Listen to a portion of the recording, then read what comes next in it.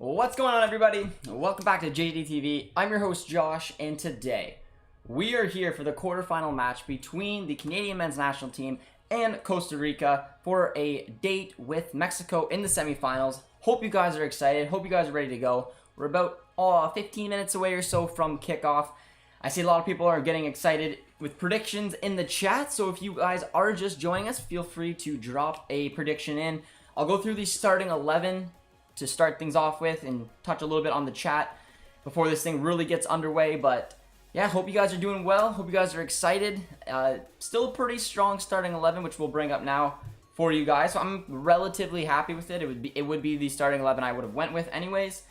But I'm seeing some comments and predictions already saying 2-1 Canada, 2-0 Canada, 3-1 Canada, calling it now. We got some Costa Rican fans in here though. Another says stay tuned for the end of the road. Not what you want to hear, but I understand. Calling it now, 1-0 for Costa Rica, 2-0 for the Canadian men's national team. Canada's missing a bunch of players, so I'm going to go for a 2-0 Costa Rica victory. That is fair. That is fair. It does suck in terms of some of the injuries that we have. Obviously, having Kyle Larin and Akinola out of the tournament is not ideal. So this is the starting 11 for today. My assumption is it's going to be a 3-5-2. No real difference than how we've played the tournament. Maxime Crépeau will be in between the sticks. No surprise there. Richie Lai. Okay, new pronunciation. Richie Lai. Richie Lai will be the right wing back. Alistair Johnson will be the right center back. Stephen Vittoria, our skipper for the game, will be the central center back with Kamal Miller at left center back. Tajon Buchanan, the breakout star of the tournament, will still be at that left wing back role. The three central midfielders will be Stefan Eustachio, Marc-Anthony Kaye, Jonathan Osorio, and then the two strikers will be Junior Hoylett, kind of playing in that floating role just under the striker. And of course, the striker today with big boots to fill is Lucas Cavallini. That is how the starting 11 goes. It is still a very strong starting 11 for the Canadian men's national team. However, the goal threat of missing Kyle Larin worries me. I'm not going to lie. I'm a little nervous to see what Cavallini will do today. I hope he can have a strong match. I hope he can get at the end of some hopeful balls. But that is our starting 11. And let me know what you guys think of it. Kelly's here, says, good day, J&T. The rest of you gorgeous. Kelly, my guy. How are you taking in the match today besides being here? I'm excited. I mean, with the depleted squad that we've had because of the injuries, I mean, Davies before the tournament kicked off, obviously losing Larin and Akinola sucks as well, but it's still a great opportunity for these boys to show what they can do to take on a side like Costa Rica, move on to the semifinals. I'm expecting, hopefully, a big game from Cavallini. This is a player, I know he's struggled from time to time at the Whitecaps, but he's a player who can put the ball in the back of the net for the Canadian national team. He absolutely is. This is a huge stage for him to hopefully get back on track and do it. So I'm excited, man. I'm taking the match in from Canada. So let me know where you guys are watching today's from. But I'm looking forward to it. I'm looking forward to Tajon Buchanan hopefully just dominating the way he did towards the end of that U.S. match, as he was the only one looking likely to do anything there. We got a prediction coming in for 1-0 Canada. We're about to get smacked. But Buchanan, masterclass incoming. I'm digging it. I'm so pumped. 2-1 Canada. We'll score in the 92nd minute to break the deadlock. I like it. Strong prediction. Stay strong, Canadians. Costa Rica got lucky with Jamaica. Canada wins 1-0. Canucks Hub is here, my guy. How are you doing? And yes, they did call up a player to replace Kyle Larin. It was the obvious name that was on there. No real surprises, and bring in the Orlando City man up. But I mean, Akindelli will probably get some minutes. I don't see him coming on anywhere near probably around the 70th to 80th minute if he does come on at all. It is a nice striker outlook for us as well. Costa Rica 4-2 from Shrek. Don't sleep on Hoylett today. Guy is fresh. Yes, he is, man. Yes, he is. Excited to have Eustachio back. I am as well. That was a huge issue in the U.S. game. The midfield was not clicking. I think that was pretty obvious. And having our best midfielder back is going to be huge for this match. I'm excited for it as well. Losing Akinola is a non-factor. I love him, but he's great. But he was never really a part of the plan. Yeah, I mean, losing Akinola, it is a bummer. I mean, especially just because it was an opportunity for him to play like other country he could have represented. But yeah, I mean, it's a shame. However, we'll be excited to have Cavallini back in and hopefully with a big opportunity. But looking at the starting 11 for Costa Rica, it's on the screen right now. Producer T came up clutch there. Big name to keep an eye on, guys, is Joel Campbell. A lot of you guys will be familiar with him. Used to play at Arsenal. He's now playing his trade in the Mexican League. He's had a pretty good tournament so far. He's going to be playing as a lone striker in a 4-5-1 formation for Costa Rica. Always dangerous in his presence. David Guzman and Borges are two other good midfielders that are going to have to be concerning in the midfield, because I think that's where a key battle will happen today between Costa Rica and Canada. TSN doesn't show it, which channel. I'm watching on One Soccer. So, other than that, I don't know where else you can watch the match. But if you guys are just joining us, be sure to hit the like button. Always appreciated. Give the Canadians a little bit of luck today. And let's see what we can do as well. Hey Josh, is Henry not able to play, or is he out for tactical reasons? I think he's out for tactical reasons. He is able to play. He's on the bench. But there's really no way to get Henry into the team alongside Vittoria in a back three. We saw Henry play out on the outside right center back. It did not go well. He does not have the pace to pull it off. So in my assumption, the only way that Henry would start would be in the back three in front of Steven Vittoria. But Steven Vittoria is the captain for the tournament. He will be starting, so that just unfortunately for Henry leaves him on the bench, because you have Kamal Miller, left-footed outside center back, who fits that role well, and then of course Alistair Johnson, who's really forming himself into this outside right center back. Brings pace, brings awareness. It's good to have him there. And yeah, Steven's our main guy. We saw a little bit of Henry as an outside right center back, and he was getting burnt, man. He doesn't have the pace to pull it off, so that's the reason he's not in today. Hey, what's up? Predicting 3-1 Canada. I'm digging it. I'm digging. You're asking my prediction as well? Yeah, I'm going to say 2-1 Canada. 2-1 Canada is going to be my prediction. This is still a very strong squad. In terms of starting 11, the only real player that obviously besides Davies, but we didn't have him for the entire tournament, is Larin. Larin is a massive, massive blow. It worries me with having Cavallini up front. However, like I said, he is someone who can put the ball in the back of the net. He is dangerous, and I'm hoping that this is an opportunity for him to shine. And it'll be interesting to see how they do, but we're gonna have to wait and see. If you are in the UK, it's on Bein Sports. Very cool, very cool. I'm rooting for Canada. I want to see Mexico versus Canada. That would be a nice semifinal, man. That would be a tough semifinal. I would like to see a date with Mexico as well, just to really show what we're made of. See what we can do against a team like that. It will be exciting, but this is still a good, tasty starting 11. And let's hope our new number 9 can put some damage in here today. I know this is off topic, but BBB are interested in buying the Turkish defender from Juve. Any thoughts? Yeah, Demiral, and I don't think it's gonna happen. It's a 35 million price tag. It's well over Dortmund's budget. I don't see a way that happens. I'm assuming it's weird that Fab tweeted it, but I don't see it happening. Is Patton on the bench? He is on the bench. On the bench today for the Canadians. Harry Patton is on there. Liam Fraser is an option. Samuel Piette. Of course, Henry's on there as well. Tyler Pasher's on there. Corbiano's on there. And of course, the new striker we brought in is on there as well. So it's a lot of options from the bench, which is also going to be nice to see. Imagine Buchanan at Dortmund to replace Meunier. I would take Buchanan at Dortmund in a heartbeat, man. In a heartbeat. I would love to have a Canadian on my favorite club. And Buchanan's the most realistic one, considering Dortmund are lacking wingers. And, the fullback's been some question marks. So I'd love to see Tej on there. But for now, I don't know. I'm going to make a video coming up. It's going to be on the next move for all the Canadian men's national team players. So I'm going to basically just pick a club that I think that would be a next good step for them in their careers. But yeah, I have our boy Tejan hopefully going to the Bundesliga. I just don't think it will be Dortmund. But yeah, guys, like the video if you're just joining. Let's get 45 before the game. Viewers set a goal for us. I like it. I think we can do it. 45 likes before the game.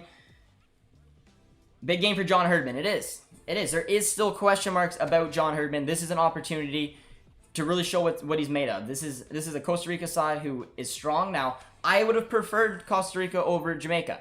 In my opinion, Jamaica kind of lined up so they wouldn't win the game against Costa Rica because they wanted the easier side of the bracket. You could see it from the starting 11 that Jamaica put out there. Now they have the U.S., who, honestly, we dominated. And then after that, they would have Qatar, and they would avoid Mexico. So, yeah, I mean, this is still a good Costa Rican side, but this is an opportunity for John Herdman to show what his boys can do today, and I'm excited. Buchanan and Cavallini are my two players I'm going to be keeping a special eye on. Buchanan, because this is his tournament, man. This is his breakout tournament, and Cavallini, because he has to put the ball in the net. He has to take a chance if it comes his way, and if he does it, we're going to be in trouble.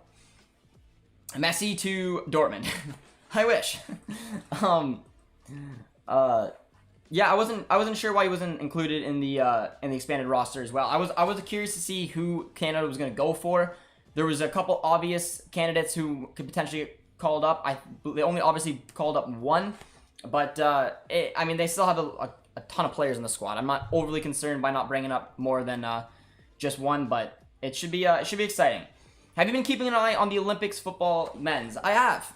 It's been fun. However, I haven't been able to watch all the games because it's 3 in the morning here, but I usually watch the 7 o'clock game, watch the Germany-Brazil game, which was a great match. And then after that, the Mexico game, I kept a little eye on, and we're going to be doing another watch-along on, I think, the Mexico game coming up this week. But yeah, it's been interesting.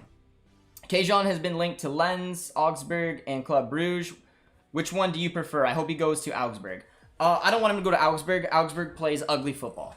Ugly football. They play that brick 4-4-2. They defend. I don't think it would be a great system for Tejan. I mean, he could play in the left mid or the right mid, but they defend more than they attack. And I want him to be in a free-flowing, fun football team. I want to see him go to a team like Gladbach or a team like Frankfurt if he was going to go to the Bundesliga. If he was going to go to Liga, maybe Rennes, a team like that, but we're going to have to wait and see. If Canada loses, do you think John will get fired? I don't. No. I think he's got, I mean, I don't think his job's in any danger, and also with the fact that our leading striker wasn't in the tournament, our 2 best players weren't in the tournament. I'm hoping he still has a good affair here, but I don't see any scenario whatsoever where Herdman gets sacked. There's just no way. I'm sorry I'm late, but are you ready to face the reality? Nope, I'm ready to see Canada win, my man. But Fernando, hope you're doing well. Holland to Chelsea won't happen. Mexico quarterfinal. Yeah, it's a scary bracket. It's a scary bracket. The Mexican side did exactly what they had to do against Honduras. Took them down with relative ease, man. Putting them through a 3-0 stinger there in the first half, and it was just same old, same old. So the Mexico squad is going to be a challenge no matter who makes it to the semifinals, but I don't know. I'm excited, man. I want to see the boys hopefully come out here with a good game. Hopefully get the tactics right. A lot, like I said, this is where the hurdle tripped us up last time against Haiti. This has got to be an opportunity where we take it. Herman's contract is through 2023. He'll remain with Canada no matter the outcome. Yep, Kelly, I agree. The Canadian Soccer Association cannot afford to sack him and then replace him. And I have no issues with Herdman's done, man. I think he's a good manager. I think he's learning. I think he's getting better, and I hope that he stays. And I think that, like I said, this is gonna be a good learning experience for this team to show that there's more to this Canadian men's national team than just David and just Davies. And I want to see a semifinals appearance. I do. I want to see us take on Mexico and really see how this team can stack up. But Tejan is definitely moving. But as the Revs fan, I can say that we're almost certainly not letting him leave before the end of the season. It's for insane money. Troy, how you doing? Nice to have a New England fan here. And yeah, what I heard as well with Tejan was that whoever he's linked to, they'd like to get him loaned back to them, and then he would leave in the January window permanently. Because, I mean, New England's having a sensational season right now, and why not give Buchanan an opportunity to finish it out? I wouldn't be opposed to that. I would like to see him start, just because I want him playing at the best level, but I agree. He's definitely moving. I just see the Bundesliga being the perfect fit for him. It's also my favorite league, so personal reasons, I like to watch him there more. There's Fernando. I don't want to see you crying at the very end with your overrated national team. Just cruel. I think Qatar could win, seriously. Yeah, I mean, Qatar has come to play. There were some of them we shouldn't have taken lightly. They came with a very strong squad. This is the Asian Asian Cup winners, so it's not a surprise to see them do well. I thought that, I mean, I honestly didn't think that they would make it this far. I didn't think they'd make it to the semis. I thought they would get knocked out in the quarters, but I mean, kudos to them. I'm excited to see them take on either US or Jamaica. I don't want them to win because it's the North American tournament. I don't really want to see an Asian side win it, but I am curious to see how they can get on in the quarters, or in the semis now. This is our most important game since Canada-US in the Nations League. Yes, it is, Drew. Welcome, my man. And yeah, I'm excited. I'm genuinely excited. I don't know what to expect. I don't know how we're going to match up against the Costa Rican side today. I'm hoping for possession. We honestly got shocked in that opening 30 minutes against the US. An awful, awful start. That can't happen again. But then over time, we took the game to the US, and we absolutely dominated. A couple of penalty claims didn't go our way. The match was there for us, and unfortunately, we just couldn't finish. That's a big worry without having Laren in the match today. It all is going to fall on Cavallini. But like I said, when we have someone like Buchanan playing in the form he is, anything's possible, man. Anything's possible. Tactical has so many trolls, especially L3 fans. Tact. Yeah, he'll be doing his watch along tonight against Jamaica, which will be a fun one. I will definitely be tuning into that. But it's fun feeding trolls, though. It's always interesting. It's always interesting. But they're doing the national anthems, guys. It is almost game time. We get to see our Canadians take on a Costa Rican side and hopefully get to learn a lot about this team and about this match going forward. Let me know who you guys are going to be keeping a special eye on for Canada tonight. Who is it for you? I'm assuming a lot of the answers are going to be Buchanan, but how can it not be?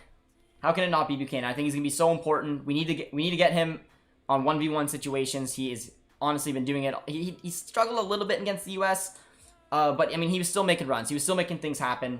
He's got to do that again today. And it should be fun, guys. So be sure to drop a like before this thing gets going. Be sure to leave a prediction as well if you haven't done so already. And let's see how this thing gets on. And also be sure to subscribe if you are new. Always appreciated. And I would like to give the new subs a shout out. It's on FS1. They're showing it. Nice, nice. In Canada, I have One Soccer, so that's how I'm watching the match. So it depends where you are in the world and where this match might be available to you. Canada 3, Costa Rica 2. Luis, I like it. I like it. Costa Rica is not exactly rolling right now, guys. The Canadian defense is strong enough to hold them under 2 goals. I'm hoping so. Like I said, Campbell is going to be one who's going to have to keep an eye on. And an interesting thing about Joel Campbell is he can hit it from distance. So, I mean, if you put him in an opportunity where he can take a shot, he will. I've seen him score some bangers in the past, especially when he had that good season at Olympiacos. So it's going to be interesting to see how he does today, if he's going to play on the ball, if he's going to try to take those long shots. My prediction is 2-1 for Canada. Got a lot of good predictions in here. A lot of good Canadian predictions in here today. Is Eusakio a threat at offense, or is he mainly a defensive midfielder? He's more of a defensive midfielder / box-to-box midfielder, but, I mean, he scored 2 goals in the tournament, so it shows that when he makes the right runs, he heads up there and can get involved in the offense, but he definitely plays out from the midfield. That's where he's at his best. He's another player who, with Buchanan, has been linked to a few good clubs, but unfortunately, it looks like Eusakio will probably head to Braga. That's like the only main club, I think, right now, as Porto doesn't seem interested as much anymore. They've kind of found some extra reinforcements in the midfield. Teams like Sporting, Benfica haven't really been looking and have signed central midfield replacements. He was linked to Napoli, but I don't know if that's the best move for him. I don't know if he get the minutes he needs to keep developing. So Braga's a good step in the right direction. Not an ideal one, but I mean, it's a good step, so I hope he moves on. I hope he moves on this summer and joins a different club, but 3-1 for Canada over Costa Rica. I like it. Are you half German? Not half German. My grandparents, my parents, and myself were born in Canada. I am as Canadian as I could be. My dad's side, my family is from German, so I have German in my blood. That's where my biggest background comes from, which is why I like the Bundesliga. That's why I like Dortmund.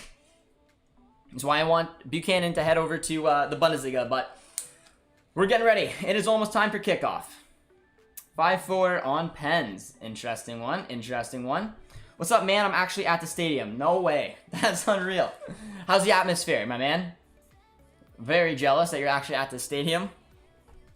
I watched the Costa Rica versus Jamaica match, and while Costa Rica won, I don't think they are undefeatable. Yes, in my opinion, they really only won because Jamaica... I mean, I can't really speak to that. Neither team really played at full strength, but Jamaica rested a lot of their players. I genuinely think that Jamaica wanted to avoid Mexico. So, I mean, they lost to Costa Rica, and now they get to take on the U.S., which, like I said, arguably Canada could be stronger. Canada, I thought, was a better team against the U.S., and then they get Qatar instead of Mexico. So, losing to Costa Rica for Jamaica was better. So, and like I said, their best players weren't playing.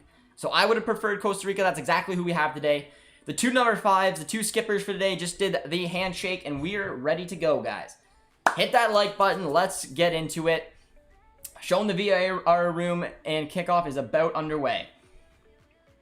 But Buchanan versus Davies. Are you asking, like, who would start? I mean, in my opinion, going forward in this Canadian men's national team, they'll both start. I think both John Herdman will keep that 3-5-2 formation. Buchanan will more than likely play in the right wing back spot, and Davies will play the left wing back spot, which leaves Richie out. So it's interesting. It's also gonna be interesting to see where Buchanan lines up today. He started out on the left-hand side in the first match, and then he ended up switching over to the right wing back spot, just mainly because he wanted to take on Sam Vines. Do you like the Qatar game? Like, I don't have any issues against Qatar's national team. The fact that this is the Gold Cup tournament, I think it would bum me out if an Asian side won it, but I think that they're a solid team, and they earned a spot in the semifinals. I used to watch Canadian players back in the old NASL back in the 70s and 80s. Very cool, my man.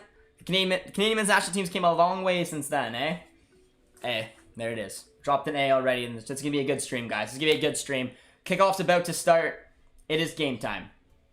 UC Schalke lost to Hamburg in their opening game. I did. I thought it was funny. The possession at one point was like 85-15. Quite ridiculous.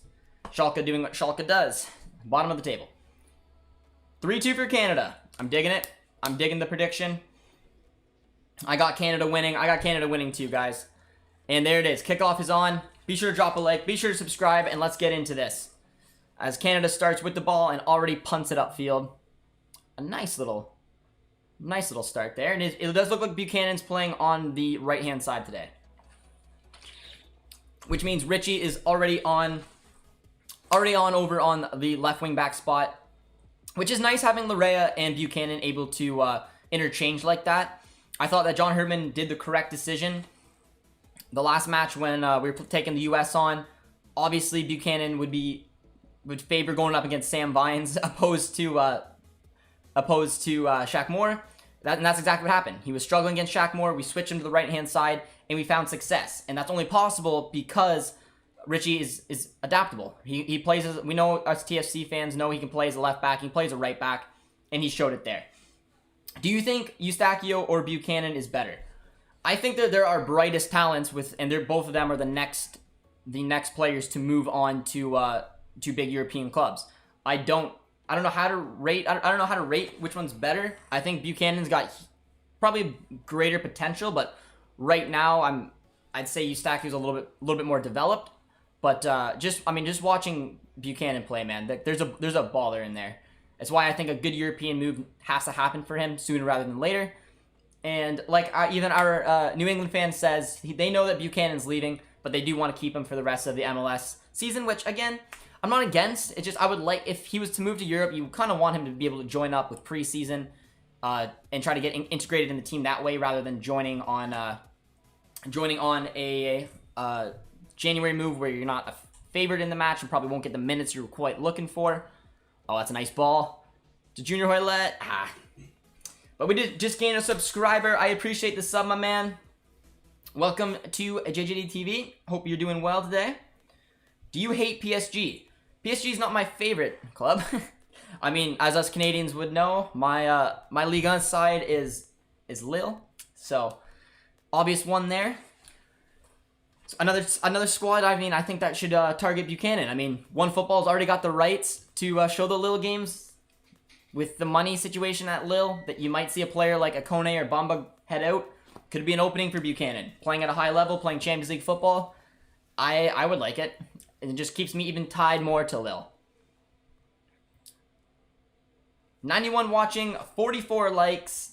Like this broadcast, guys. Big shout out to Kelly. Appreciate all the likes so far, guys. You guys are killing it. Should be a good game. I want to see this very even game. Any surprises in starting lineups either side? Nope, not really. I mean, for the Canadian men's national team, this was the exact formation I was expecting. Cavallini comes in up top with Hoylett. No real changes in the midfield. Osorio, Kay, Eustachio, fully fit midfielder, which is great. And then the back three that we're going to be accustomed to seeing. Kamal Miller out on the left wing back. Our skipper, Steven Vittoria, through the middle. And, of course, Alistair Johnson at right outside center back. So, not too bad. This is probably the expected starting 11 for Canada. It was. It was. And they're off to a good start right now. Cavallini just had a questionable ball there, but Junior Hoylett did very, very well. I thought he was going to play on the outside of the left there, but decided to go the other way. But Hoylett had a great touch there, as Canada's dominating possession early on, which is nice to see. This Costa Rican side was going to have to probably do a lot of defending if it goes at this pace. They need to find a way to get the ball to Buchanan. It's where the magic's going to happen from. Playing it on the right-hand side. Do you like CF Montreal? I don't mind them, considering they're a Canadian club, but they're rivals of Toronto FC, so, I mean, I don't know. I like them as much as I could like a rival side, I guess. But Alphonso Davies is the most overrated player in CONCACAF. Oh, it's Yeet here. Forgot he's annoying. Nice ball. On over to Richie. But after seeing Germany goes on a midwinter break, so it might be a good for him to get into an easier transfer instead of a league like the EPL. That's actually a great point. Now, I don't know what's going to happen with the Bundesliga this year in terms of that break. If you guys were aware what happened with the Bundesliga, usually they had a month off. They had a month off where they just didn't play. It was the Bundesliga break. Because of COVID, it was a more compact season. They didn't really do that. But that's an excellent point. If they do bring in those couple weeks or so, or whatever it may be in the upcoming season, and Buchanan does get that move to a Bundesliga side, he'll have a good opportunity to come in and break his way into the team.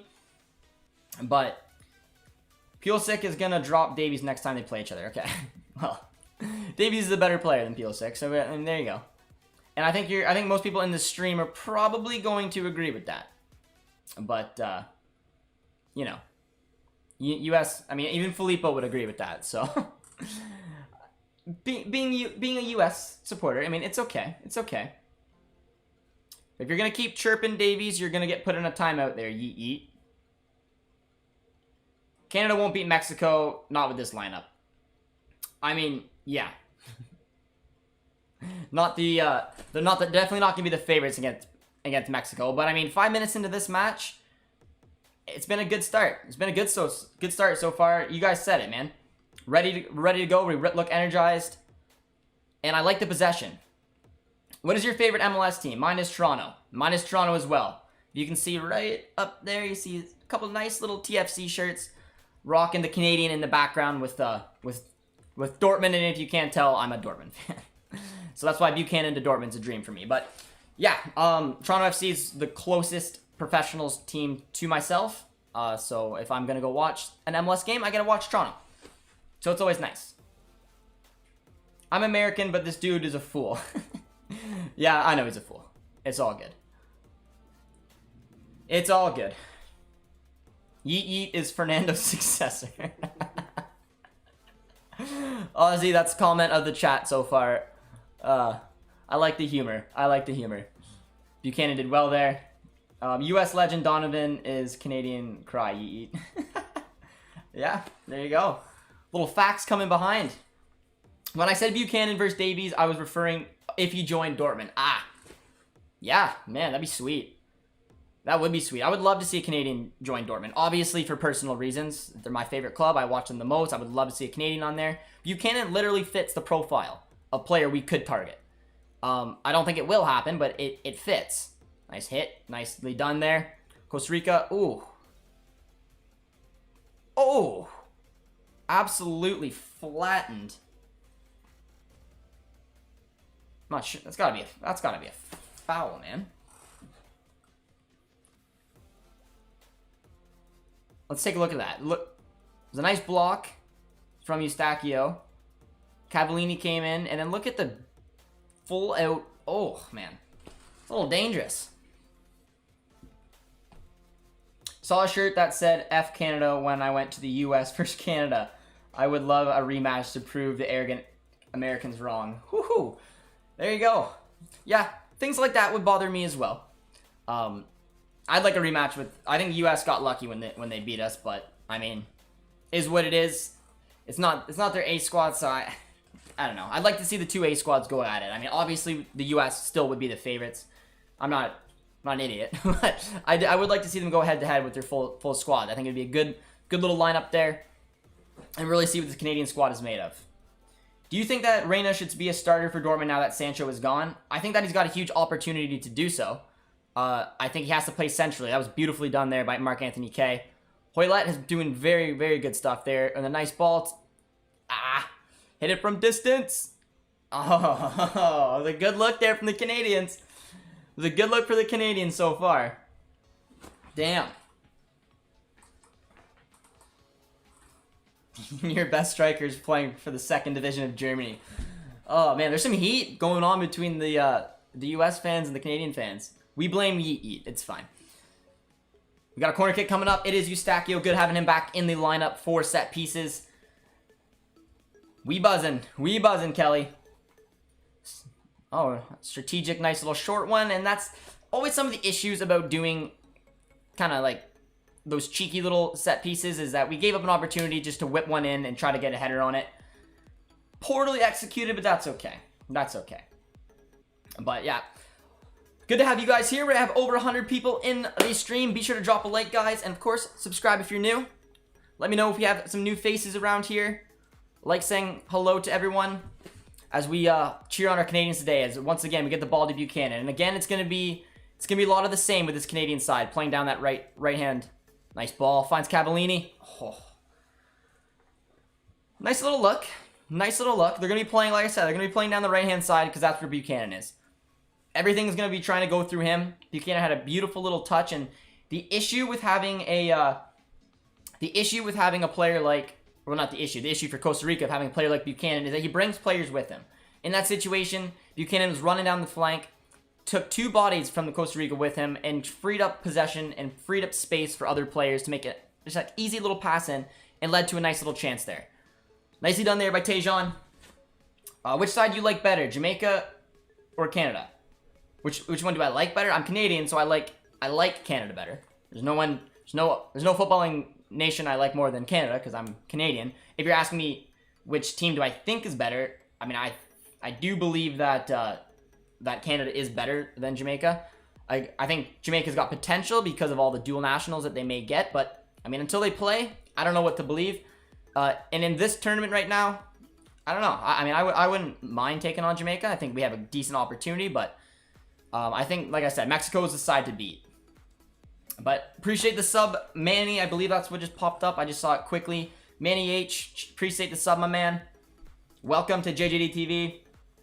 Canada had a weaker team due to yellows and projecting yellows, and they still had a far better team in 80 minutes. Yes, they did, Frank. They were much, and the U.S. fans will admit that too.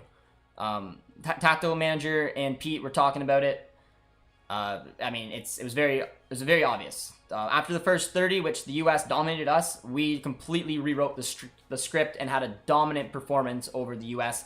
And we're very unlucky not to get a result, but it's done and dusted. It is what it is. We took an L there, and we have an opportunity tonight against Costa Rica. See what the boys can do. Will you be streaming the U.S. match? I will not be streaming the U.S. match. I'll be watching it though. Probably jump in over on tactical managers as well. Canada will flop today. I can feel it. No, man. No way. Come on. Canada 2-0. 4-3 on aggregate. Taking shots. Taking shots, Ray. I hate when we have time but give away possession like that. I do too, but I mean, I like the opening 12 minutes so far. We've had a lot of the ball. We've had a lot of good runs, a lot of good looks. I like the way that the team is set up right now. It's going to be looking for... it's an offside. It's going to be looking for some of that overlining runs. It's going to be good. Let's get to 75 likes. So close to 4.5k subscribers. We are, guys. We appreciate all the support you guys have shown us. It's been amazing, man. Really appreciate the love and support, and hopefully got a lot of Canadian fans in here today to support the boys. And I mean, 12 minutes in, they're looking good, man. What will the U.S. game start? Kickoff is at 9:30, but it seems to be running late. It's CONCACAF, man. It's always running late. And so expect the U.S. game to probably start at like 9:45. Are you sure the U.S. best striker isn't playing for the French champions? I'm not sure if you're making a David joke or if you're asking about Weah. Nice run there by Buchanan. Wins another corner. But I mean, in my opinion, U.S.'s best striker is Daryl DK. I really like Daryl DK. I think he's gonna have a great career in Europe. I think he needs to make that move. And yeah, I mean, I think he's having a good tournament. I don't rate Josh Sargent. I don't. I watch Josh Sargent a lot for Werder Bremen. If it was me and I was a U.S. men's national team fan, I would ask DK to start every single time. From a United fan, what do you think Sancho will make a massive impact next season, more so than Rashford or Greenwood? Hard to get a good understanding from his game through only YouTube. Josh, welcome, my man. I'll address that right after this corner kick. Actually took it properly this time from Eustachio. It was a decent ball, but Costa Rica did well there. And I believe a foul came up. Yeah, I mean, United's getting an unbelievable player. If Sancho starts and they put him right into the starting 11, he plays on the right-hand side or the left-hand side. He can play on either or. I think he's going to be very successful. I think you're going to find Jadon Sancho at his best when he has fullbacks who can run off of him. He was very successful for Dortmund when he played with Hakimi behind him. They create space for each other. He did the same when he had to move over to the left-hand side when Hakimi left with Shaw. So whoever you think your better attacking fullback is for those overlapping runs, whether it's Wan-Bissaka, whether it's Luke Shaw, that's the side I'd play him on. But I'm assuming he'll probably play on the right. But yeah, man, he's an incredible player. I'm gonna miss him at BVB. And you're getting a beauty. The numbers, the skills, just the pure knowledge, it's incredible. He's a great player. I'm going to miss him. It's a nice ball there, and defended well by Canada. We look very well organized today. I really like that. I'm a U.S. fan. Cheers, Frank. Good luck to you guys tonight. He won't stream it because he doesn't want to see better teams in Canada. Okay. When you hit 5K, it will much more easier to get to 10K, like within a sec. Well, I appreciate that, my guy. We are very close to 5K. That was my goal for 1 year on YouTube, which we're almost there. But we did just get another subscriber. You guys got the A. I hope you Canadians respect that. But cheers to the sub, my man. Appreciate the support. I've been a U.S. fan for ages now, but I followed sides high and low for years. Remember sides with White Eagles and the Windsor Stars. I really hope this new Canadian League flies. Hey, I like it. I do too. Canadian Premier League was a very important league to get going for the grassroots program, for just developing talent in Canada. And I mean, as you guys can see, I'm rocking a Forge FC hat. So there you are. Rocking the CPL on the stream a little bit. But we got a free kick coming in here from Junior Hoylett. It's a decent ball. But once again, defended very nicely there from Costa Rica as they hit on the break. Obviously going to be dangerous for Canada. Once defended properly for Costa Rica, will give them some opportunities to go forward. And stood up pretty easily. Still didn't know why I thought El Salvador would win. Well, they almost had a nice little comeback. Got off to an atrocious start. They were down 3-0, and I mean, they got 2 late ones, and they almost tied it. But yeah, I mean, if I was gonna put money on it, I would have put money on Qatar over El Salvador, but I wanted El Salvador to win. Ball coming in from Costa Rica. Jonathan Azoria with a little defensive effort there. Mark Anthony K. Oh. Nicely done there from the boys. Cleanly done. Takes the foul. Very well done from Junior Hoylett.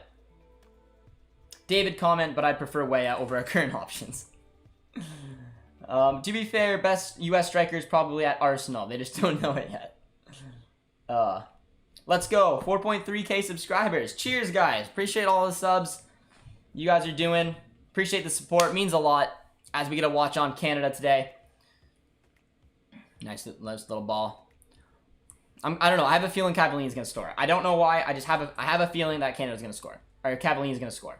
Will Jamaica finish higher than Canada in qualifying if they get the dual nationals? Nice ball, too. Junior Hoylett! Let's go! Oh, baby!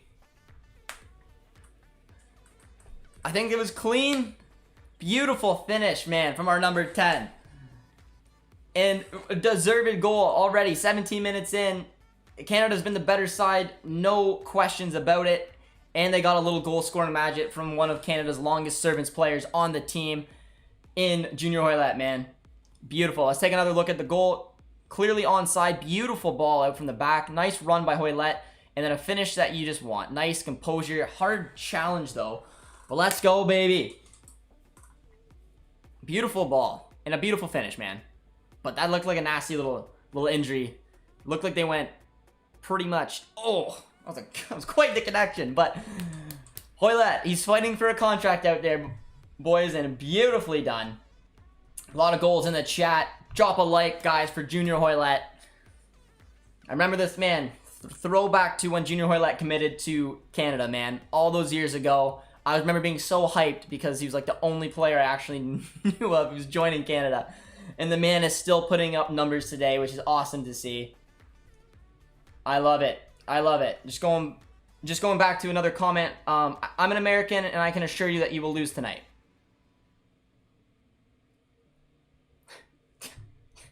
I mean, okay. I like it. I like it. Good goal. It stands. We move on. Junior Hoylett, man. That was a beautiful run. Very, very smart to track it, to keep him on side. An excellent ball. Just a nice goal. Just a straight up nice goal. Not a Canadian, but I'm here to root for you. HHHHH, my friend. My friend. I appreciate it. That's the start that we wanted. And very well deserved. Canada has been good today. Richie does very well there to create some space for himself. Love the Forge SC hat today. Gotta represent, man. Gotta represent. I got this hat when I met Tristan Borges. We did, my old job did some work with both York and Forge FC. So we had season tickets, picked up this hat, and had a nice conversation with Narco and Borges. Played a little kick around. So a pretty cool moment for Josh. If Canada wins, you must beat Mexico. I hope. I hope. Nice run there. Look at Buchanan. Look at this, and look at that. Literally, a beautiful ball down the side, and just because of Buchanan's pure speed, wins himself to a corner. There was no reason he was going to get that ball, but he just got that awareness. He just got that ability to be able to put defenders in awkward situations, and there's nothing the Costa Rica guy could do but put it out for a corner. Another one coming up, guys. Excellent start. As a lifelong West Ham fan, I'm glad my striker isn't yet on Jamaica, but it will happen. Hey, there you go, my friend. There you go. That's all right. Yes, Nanko. What did I call him? Narco? It's not what I meant. But you said you're a season ticket holder at Forge. This one soccer community is throwing me off how there is a Costa Rican guy named Borges. Fair. Yeah, I meant Tristan and Chris is the two gentlemen I met. Very nice guys. Nice ball in. It's going to fall and hit. Ooh. Who connected with that? Was that Vittoria? It was. Steven Vittoria with the left-footed bullet. I mean, gorgeous goal. Outside, look at that outside of the ball, right in the middle. Did so well. It fell to Steven Vittoria, who honestly quite well to even get a shot off. Win himself another corner. That was very close. Hope Canada wins. A little love from Mexico. I appreciate the hope that we do as well. Get a nice little date. How can I watch the game, Josh? I'm watching it on One Soccer. You got it. It's a monthly subscription-based service where you can watch the Canadian national team, Lille. So, I mean, if you want to follow Jonathan David, I might as well be a spokesperson for them at this point.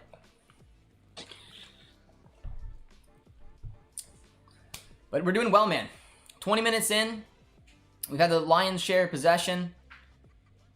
We've been the better team. We've created good opportunities. I really like this start. Very positive start considering the fact that our boy Kyle Laren's out of this tournament, which just absolutely sucks. But Junior Hoylett stepped up when we needed him. Mexico is my team. Well, hopefully we'll have a date with you coming up, man. I could totally see Jamaica beating US tonight. I'd take that bet at plus 700. I can see it too. I mean, I don't know. I'm not convinced by the US's performance. Nicely done there as Canada once again break and draw the foul. Something that they're very good at doing.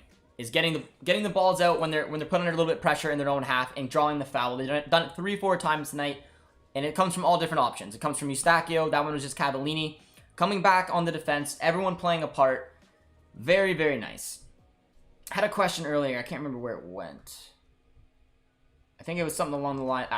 Any Canadian youngsters that aren't mainstream that you're a fan of? Well, these ones are both dual nationals. Flores of Arsenal and Jebsen of Sheffield are two players that I desperately want Canada to cap tie. There's rumors that Jebsen might go out on loan at Sunderland, which I think would be pretty cool. So those are two youngsters that I have my eye on, but obviously, again, they're dual nationals. They may not represent Canada, but there are some that should get us Canadians excited. New sponsor confirmed. I'm trying to push them for it. I mean, I'm trying to push One Soccer to get me, man. Just listen to JJD and watch the highlights for free after the game. Hey, another. I appreciate the love, my friend. I appreciate the love. Any idea where we can watch the game? Depends if you want to pay for it or not, but One Soccer, again, sponsorship's coming nicely. Big Josher, we're going to win this. Let's go. Gully, my guy, member here on the channel. How you doing? Yeah, a great start. One Soccer, give this man a job. Hopefully they're listening. Come on, One Soccer, we're looking for it. But yeah, excellent start to the match. Excellent start to the match. 24 minutes in right now. We had the start we wanted. We've done well in possession. We've been very well organized, winning the ball back when we needed to. Defending as a unit, even just there. Cavallini got the foul, but again, everyone's trying to play their part today. Now it's going to be interesting to see how Canada can play with the lead. In a situation like this, to see if they're still going to be able to attack, still go forward. Tactical Manager did a great breakdown of the Canada-US game and called out the MLS-based players for taking too much time before a shot or making a pass. Not today, taking chances as they come. Yep, Tact is very harsh on his... Well, I wouldn't say harsh. He's very honest about his opinions on MLS players versus European players. But he knows he is. He knows he is. I don't think he has any issue with it. He calls it like he sees it. And I mean, I agree with him. But yeah, he did have a good breakdown there. And then, of course, made some of the MLS fans a little annoyed with him. But might have to head out. One Soccer and the Roku app is about a minute, so are behind your feed. Cheers, my man. Appreciate you coming on in, Eric. And hopefully maybe see you at halftime or after the game if we can hold this result for some celebration. I don't know, man. Going to Sunderland is how you ruin a career. It's fair. It's fair. Yeah, I mean, wherever Jebsen goes, I just hope he gets minutes. I mean, I'd like to see him stay in the championship. Whether it's like a team like Blackpool coming up, team that was a little lower in the table, maybe like Preston North End or a club like that. I'm not sure, but obviously, if he went to Sunderland, he should be a starter. He should get minutes, and that's the main objective from me for what I want to see from him. Nicely done there by Mark Anthony K. CONCACAF tiers: Mexico, Honduras, Canada, Jamaica, Costa Rica, Salvador. Respect, respect. Cheers from Germany. Shaved my head, clean live on Facebook if Canada wins, like a rose on my profile picture. Hey, my friend. Cheers from Canada. Shaving the head. Interesting, right? Nicely done. I couldn't pull it off, but the way you guys are dominating makes me feel better about our chances later. Yeah, again, I think in terms of quality in the CONCACAF in this tournament right now for the Gold Cup, it's Mexico and then it drops off a bit. I think this Mexico side is very good. I honestly think the Canada team should be better than this Costa Rican side, and rightfully so. 26 minutes in, without David, without Davies, without Laren, we are still up 1-0. We've still dominated the game so far, and we're taking the game to Costa Rica. So it's the number one thing I wanted to see from this tournament, was to show the people following the CONCACAF, following this league, following this team, or this tournament, that Canada has more talent than meets the eye. I got a 1-year membership to soccer. It's $100, and I can afford it. So, as did I, my man. We should not be comfortable with the score. No, we shouldn't. But from what I'm seeing, it still looks like a lot of opportunities going forward for Canada. Doesn't look like they're going to be settling on this 1-0 lead, nor do I think they should. But Nicely done there. Eustachio is very good.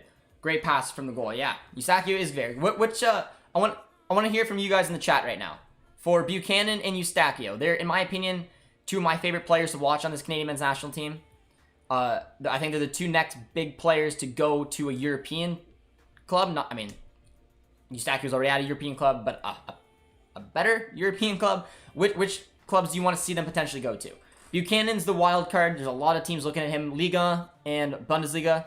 I like him more in the Bundesliga, and I'd say Andy Huttner's new 3-4-1-2 formation for Gladbach would suit him very well. Playing as a right wing back in a very attack-oriented formation. I wouldn't want to see him at Augsburg or really Lens. I wouldn't mind sending him to Lille with Jonathan David. Why not? But I want to hear what you guys think. Where do you like to see Buchanan 1 and then Eustachio 2? Because Eustachio is kind of interesting right now, and it seems like he may just end up staying or go to a club like Braga. But Weed420 just subscribed. There we go. Appreciate the sub, my man. Wonder what you're going to be up to later, but appreciate the support. That's a nice ball whipped in. But yeah, good name. Good username. But I appreciate the sub, my guy. It's a nice little ball there from Buchanan. If Honduras, Esquinto and Elez probably could have beat Mexico. Yeah, I mean, the Honduras side, obviously, a little bit depleted. But the nice thing for Honduras supporters is they get to just turn over to the Olympics and watch their team over there. So, nice ball to Buchanan. But can't quite get there. Retirement home, Costa Rica. Luckily, I'm only 10 seconds. I turned my volume off and listening to your broadcasting skills, which is better than Kobe Jones. Hey, I appreciate the support, my friend. Glad you enjoy listening to me. I enjoy talking with you guys throughout the game. Growing up in Canada, where I was from, was not easy in terms of finding just people who are generally interested in the sport. So, really like the community we have here on YouTube. Enjoy watching the match with some other Canadian men's national team fans. And nicely done there by Steven Vittoria. Oh, and he gave it a foul. Come on. That was poor. And a yellow. So Steven Vittoria picks up his second yellow of the tournament. I can't remember if he's suspended or not. I don't think he is. I think the yellow's reset after the group stage, but I could be wrong. That is his second yellow. If anyone 100% knows, feel free to put it in the chat.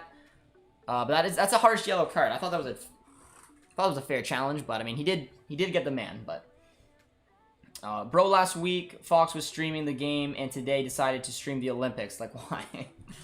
that'd be nice if Fox was streaming it, man. Did you know that Costa Rica was very lucky when they were playing Jamaica? I did, but I also honestly thought Jamaica wanted to lose. They have the easier route. Nice ball and just over.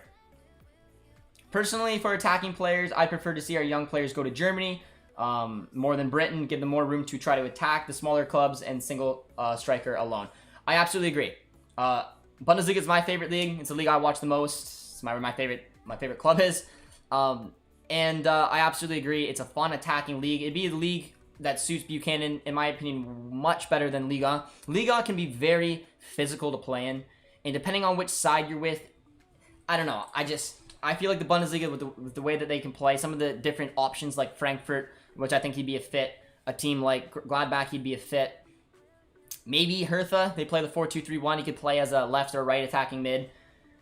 But it would be, I think it would be a better league for him than playing Liga. Liga can be quite tedious sometimes. Buchanan, maybe Union Berlin, Eustachio, Braga. Yeah, I mean, Eustachio for Braga, I don't see another real option popping up for him. But Union Berlin would be an interesting shout. Sometimes I think they're kind of stubborn the way they play, similar to Augsburg, which I don't think would suit Buchanan, but it depends on the match that they're with. I just want to see Buchanan have fun attacking, having the opportunity to run at defenders, get into those 1v1 situations, put him in situations he can be successful in, instead of a stubborn 4-4-2 Augsburg team. I don't think he'd have any fun playing in that system. But that's just my opinion. Literally every Bundesliga game ends 4-3. I mean, it's fun. It's a fun league. I really enjoy watching the Bundesliga. A lot of young talent, a lot of goals, a lot of excitement. Fun fact, watching Dortmund this year, there wasn't a single game that ended 0-0. I mean, what more can you ask for? Not one single game all season long. Champions League, preseason, the Pokal. Didn't matter what it was. There was a goal scored by Dortmund. They didn't get shut out once. With Costa Rica aging out, do you think Canada can take their spot behind the U.S. and Mexico and CONCACAF? I think that we should hope that they can. There's a lot of young Canadian talent. Having players like Davies and David Larin, Eustachio gives you hopes. And seeing players develop like Buchanan. Watching Buchanan in this tournament has been a breath of fresh air. Man, this kid is Canadian. Like, I got a glimpse at him watching him at the Olympic qualifiers for that U23 Canadian side. Scoring the brace obviously got some people's attention, but watching him for New England, watching him for Canada right now, this is a player who is Canadian. He's a player who will be just adding more quality to an already decent Canadian men's national team, and there's no reason why they can't overtake Costa Rica. I mean, they're playing a very strong Costa Rica side right now without their best players. They've been the better side in the opening 30, and they have the lead. So, in my opinion, there should be no reason why Canada shouldn't thrive for that. I'm not saying it will happen, but I don't think any Canadian out there. I think we'd be bummed if they don't qualify for Qatar 2020 or Qatar 2022. Here comes K. That's a poor ball. Second yellow through the quarterfinal means he misses the semis. It does. Damn. All right. Well, then Steven Vittoria is out. So, guys, next, if we make it to the semis, it will be Henry playing at the central center back with Johnston and Miller on the outside center backs. But that means Alistair Johnston as well has a yellow to his name. How did you become a Dortmund fan? I became a Dortmund fan, like some of you may know about me. My background is from Germany on my dad's side of the family. And so when I played video games in Canada, because that's how you discover the game if your family isn't a part of it, I went to the Bundesliga because that's where my background's from, and just liked the logo. It's as simple as that. Got a free kick coming in here from Eustachio. Nice ball. It's a deep one. Poor header in the end. And yeah, I started playing the career mode with Dortmund, started watching them, started following them, and now we have a channel that we talk about them a lot, and also have a partnership with the club. So pretty cool. Doing interviews with Champions League winners like Paul Lambert, doing stuff with Oma Yella. So yeah, we came a long way in a short period of time, and just makes my connection with Dortmund even more. So the only thing that could make it better is if they sign Buchanan. So, you know, what can you do? Who in the Bundesliga would suit Buchanan? I think Gladbach would be a great fit for him. Gladbach or Frankfurt for me. Gladbach especially because they have a bunch of different personnel which allows them to play different systems.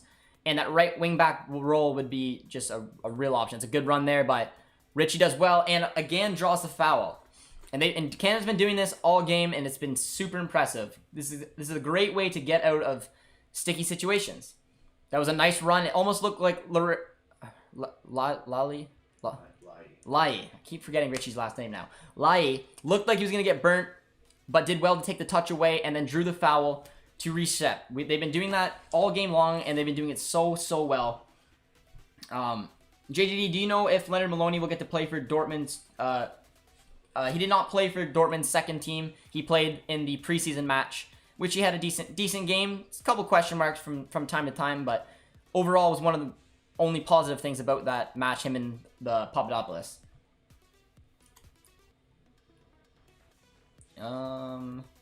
Sir James Buchanan is clearly American, rude Canadian. Honduras is actually the traditional number 3 team, not Costa Rica, but I think Canada will be number 3 pretty soon. I'm hoping for that as well. Like I said, they still have a lot to prove and a lot to do, and the octagonal will be a good little opportunity for them to show the class that they do have. Eustachio gets stripped there. But it'll be nice. It'll be nice to see how the team can come together, and I think we're going to learn a lot from the octagonal with this group of guys. There's a tough foul there. Daniel's a great as long as he doesn't give up a penalty. It's fair. It's fair. Historically, Bundesliga always is the highest scoring in the big leagues going back for decades. When I learned the most right foot, left foot, left post, right post. Yeah, I agree. I just think it'd be a great look for them. You see young Americans going to the Bundesliga for a reason. Oh, it's a yellow there for Cavallini. Oh, no. I'm pretty sure Cavallini's now suspended for the semifinals. Oh, man. That is not good. That's Cavallini's second yellow. That was a stupid yellow to take. That's his second yellow of the tournament, as is Vittoria's. That means Vittoria, if I'm hearing correctly, Vittoria and Cavallini will now be suspended if we win this match and go against Mexico. That is awful news. Damn. Yeah, got a new striker coming in now. Good thing we called him up. I don't think suspensions go into the semis. I hope not. I don't 100% know. Different tournaments are sometimes different. If anyone has the 100% information, be sure to let us know. Will Vittoria and Cavallini play? I don't have the volume on, so I can't hear the other broadcasters talking about it. Vittoria's somebody tweeted it and one soccer retweeted that he's out for the semis. Vittoria? Okay, then I'm pretty sure both are out then. Because they are saying nice ball to Buchanan. Look at the pace from our man. Oh, he does so well. Ah! Buchanan does well. But yeah, so producer T is telling us that Vittoria is out for the semis. So I assume Cavallini would be too, no?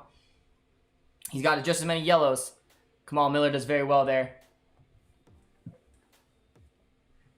Would you like to see the combined North American and South America Copa America where Canada faces off against Brazil, Argentina? 1,000%. 1,000%. I would absolutely love and anything to see our national team play more. Why not see them stack up against Brazil, Argentina? I would love to see that. Have the traditional Gold Cup every 2 years, and then go in the next 2 years to the combined Copa America, then back to the Gold Cup. Do something like that, so that way the Gold Cup doesn't die, but we get to see a different tournament every once in a while and hold qualifications. I think it's just a win-win. The only issue is money, as we know with Campbell. They probably want to see the bigger share of the pie go their way. I don't know if it will, but Buchanan kid is fun to watch. He is, man.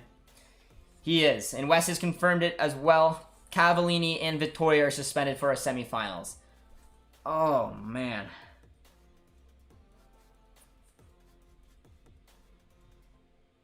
That's so lame. That's so lame. Alright,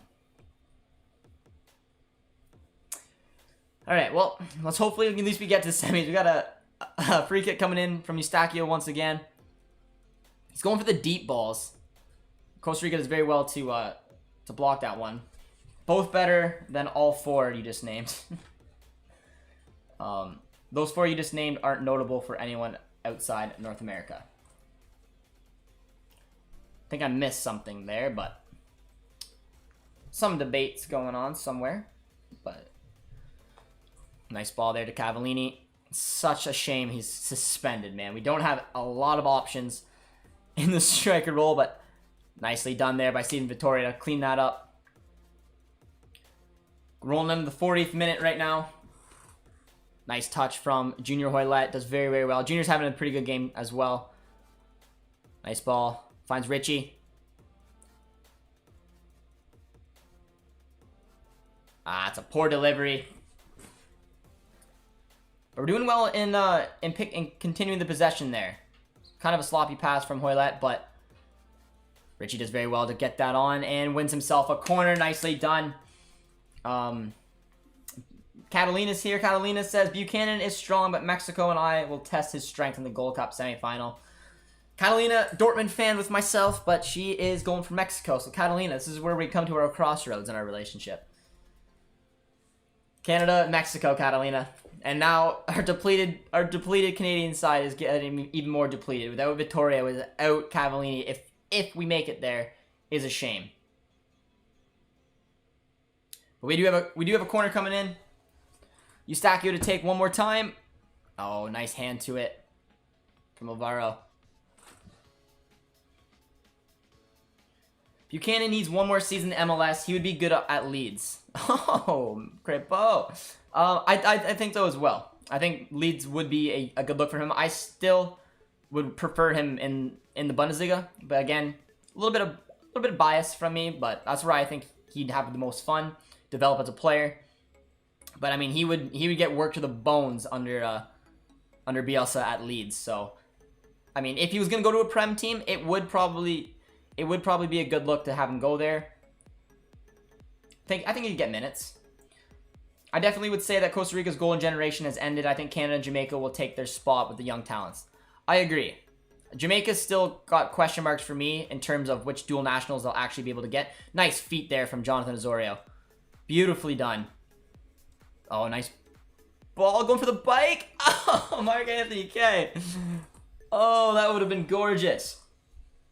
That would have been a gorgeous goal. Beautiful, beautiful feet there from Jonathan Osorio to create a little bit of space. Picks it out to Richie, who does a nice ball. It's a little high on the bounce, but that would have been an absolute screamer. Loved the BBB streams last season. Live in Alabama without PBV sports networks. I don't get access to a lot of their games, so it's nice listening to your commentary instead of just looking at SofaScore. Well, cheers, my friend. I'm glad that you enjoy it. I'm glad you guys enjoy listening to me. Makes it fun to come on here and talk with you guys. But yeah, I'm looking forward to a good season as well for Dortmund, as well as for our Canadians spread across a lot of different leagues. Will be fun to keep an eye on them as well. Hoping to see a couple make that transfer to the Bundesliga. Scott Kennedy's side got off to a nice start as well, as he's playing in the second Bundesliga. Nicely done there. Something that's impressed me with Canada today has been the way that they keep winning the possession back. I mean, there's nothing, like, again, 2-3 times in the last minute or so, Costa Rica's gone the other way, and Canada has done well to press them, to win the ball back, and just to, oh, Tejan, and gets a foul, has to be. Well done, Tejan Buchanan. No, they didn't give that? Oh, that is poor.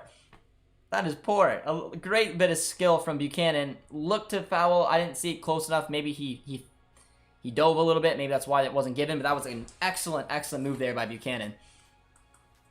Oh, that would have been nice. Look at the move.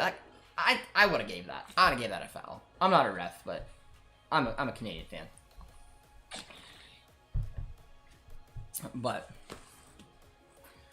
it has been impressive, and it's the reason some of the chances that Canada create just keep reoccurring. They keep putting themselves in situations to win back the ball, to press the ball, and to put them in those type of situations that just basically shut down Costa Rica. And like I said, literally within that 2-minute span, Costa Rica had it and then immediately lost it. And then Canada had it. It was a little back and forth, but winning these battles is just giving the Canadian team confidence to play with the ball, to get possession, to create chances, and it's just straight up keeping Costa Rica at bay. It's a midfield duel right now, and my opinion, Canada's winning it. You're playing against Costa Rica. Chill. We beat them 4-0. All right, yeet. Canada's manager is good. He could absolutely outclass Martino even without his best players. The confidence around John Herdman, I like it. I like it. It'll be interesting. Oh, that's got to be a foul, surely. Cavallini does very well there. Oh, and Cavallini did such a good job there to create a chance for Osorio, but unfortunately wasn't meant to be. And there's halftime, guys. 1-0 for the Canadian men's national team after the first half with a Junior Hoylett goal.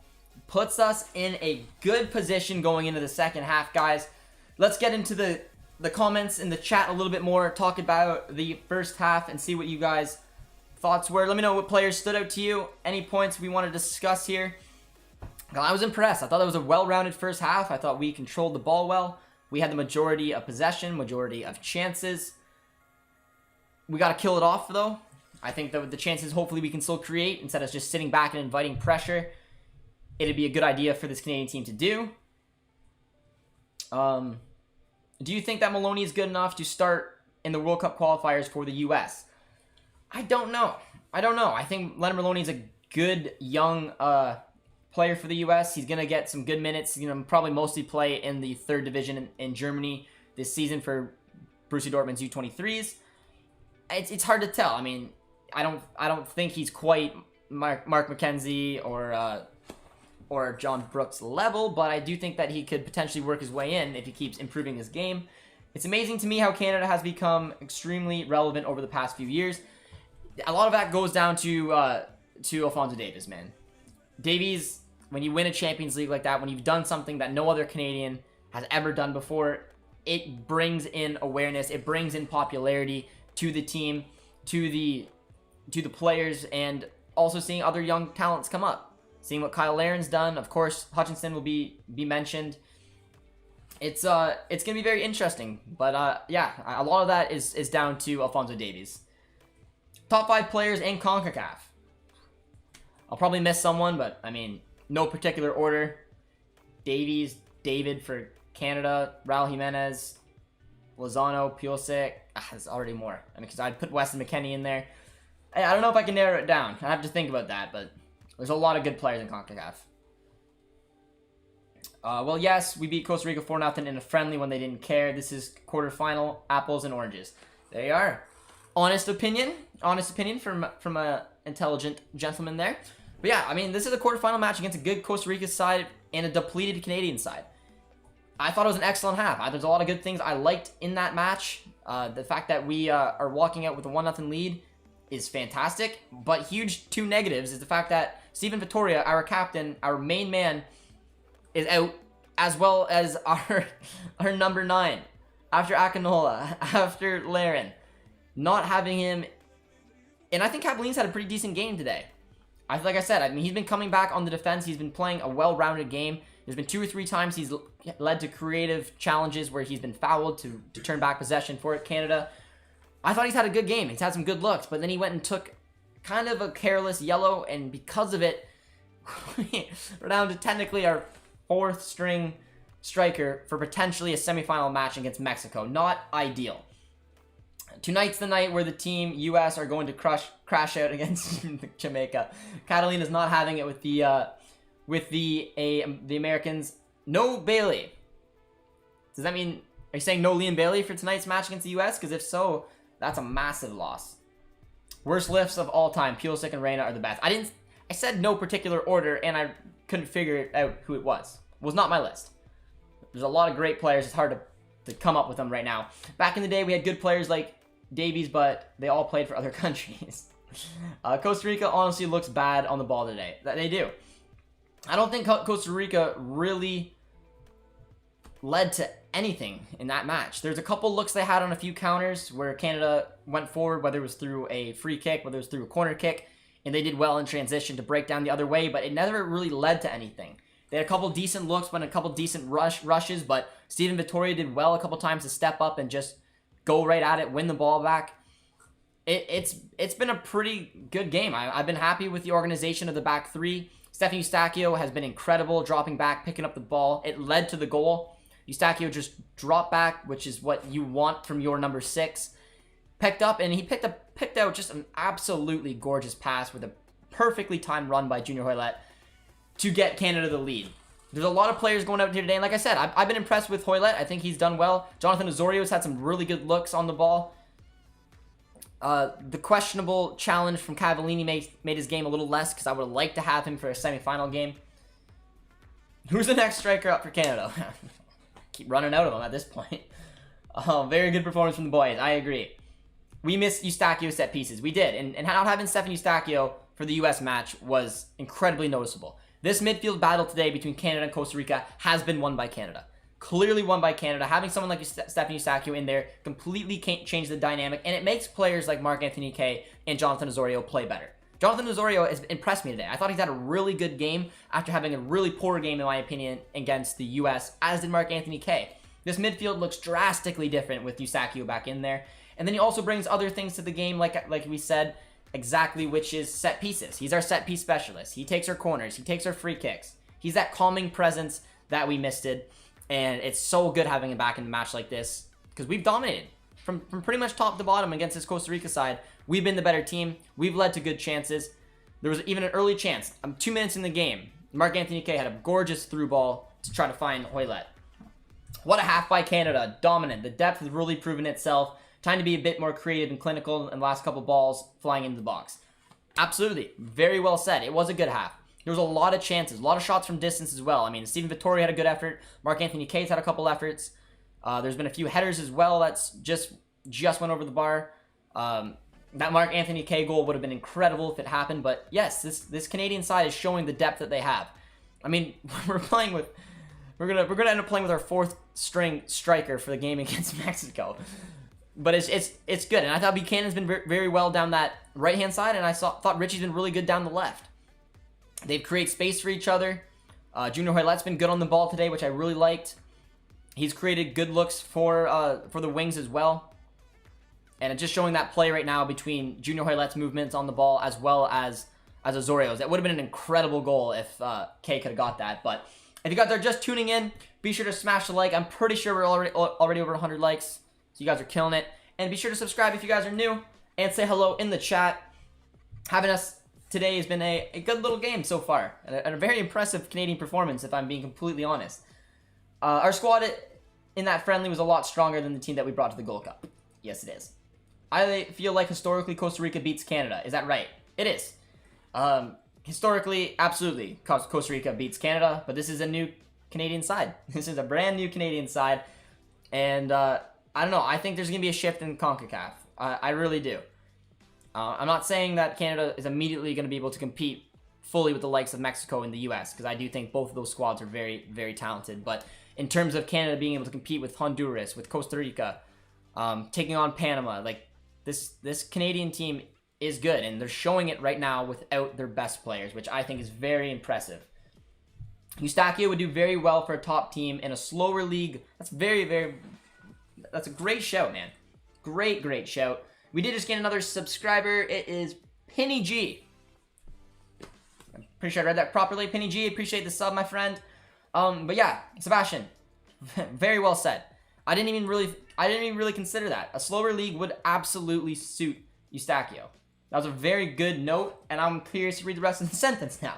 Eustachio would fit very well in a top league, in a slower league like Sevilla, Real Sociedad, or teams in France like Lille or Lyon. I like the La Liga look for Eustachio, actually. I really do. I always kind of thought of him maybe going to Liga if he left, or probably staying at a top team in Portugal. But yeah, I mean, Sevilla, Sociedad would be good looks for Eustachio. Well, as a U.S. fan, tossing out Martinique as a minnow and only scored twice does not scare me. I could see it going to PKs. You never know what Greg will do with his subs. Eustachio's passing has been really impressive to me. Very good vision. He does have good vision. He does. And like I said, guys, the biggest thing I've noticed in this match compared to that U.S. game has been the midfield. The midfield battles we struggled with, especially just the pure performances of Kay and Osorio. But Eustachio just brings in just a bit of excitement, a bit of calmness to this midfield. And yeah, I mean, he's been one of the best players in the park today, 100%. Have you been paying attention to Australia at the Olympics? I have. I've been keeping score. I haven't been able to watch a lot of the games because they happen at 3 o'clock my time. But yeah, it looks like Australia is doing some good stuff there. Just gained another subscriber. Cheers to you, Michael. I believe that's what it said. Was it Michael? Cheers, Michael. Appreciate the sub, my friend. Welcome to the channel. I don't think anyone wants Qatar right now. Team is playing on fire. Yes, they are, man. Yeah. Hafif and Ali look incredible. We knew that they were going to.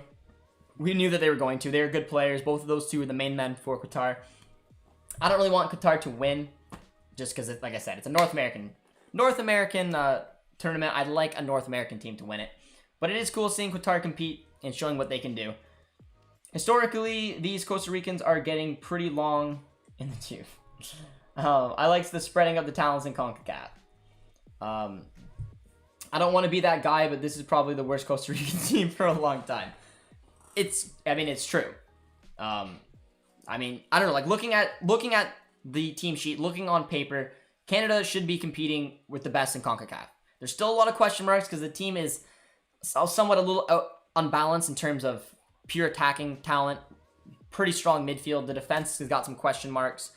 There's always been question marks about John Herdman, but I mean, John Herdman has been delivering. I mean, he got us to the octagonal. He's going to show what he can do there. He's had a decent Gold Cup performance so far, given all the circumstances of not having David or Davies, having Laren go out, and being up right now 1-0 at halftime against a Costa Rican side who constantly performs. It is impressive, but this is a Costa Rica side that is aging out, and I think it's pretty noticeable out here today as, like I said, the midfield battle has been won by Canada so far. Strongly agree Canada is overtaking Central American squads, in my opinion. I do too. It helps when you have talents like Jonathan David and of course Alphonso Davies. Those are two massive players, especially in the CONCACAF.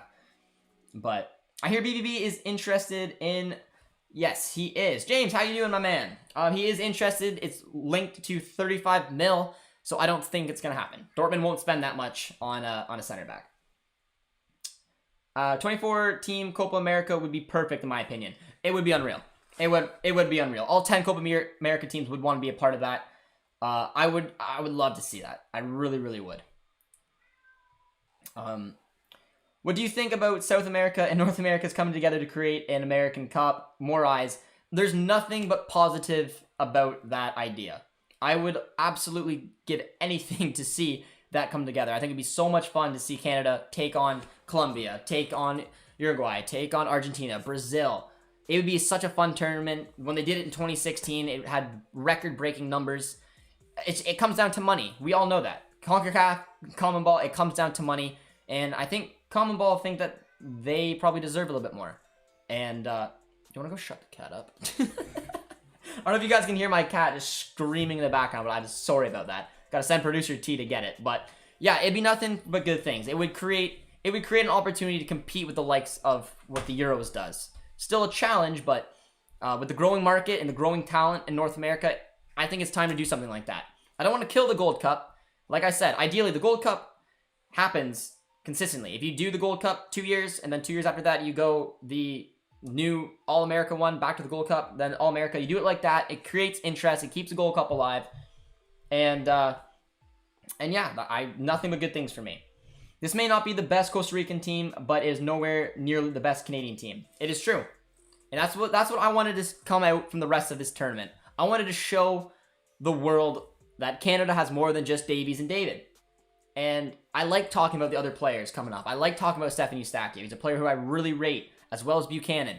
Even seeing the likes of Kamal Miller. I know that this isn't the most fancy player you're going to see, but Kamal Miller had a job to do at that outside left center back. That's an important position in the formation we do. John Herman likes his 3-5-2 formation, and having someone play on that outside left center back is very important for the structure of this game. And I thought Kamal Miller has had a good tournament. I really did. I think Alistair Johnson's been good. Victoria's been good.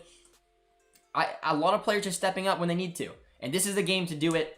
And right now, we got the lead. 24-team Copa America would be too much. More than likely, if they did combine, it would be a 16-team one. It would be the 10 CONMEBOL with the 6 CONCACAF to make a 16. That's the most likely thing to happen. Even though I don't think it's... I would like to see some type of play-in with like the two bottom teams like Venezuela or Bolivia.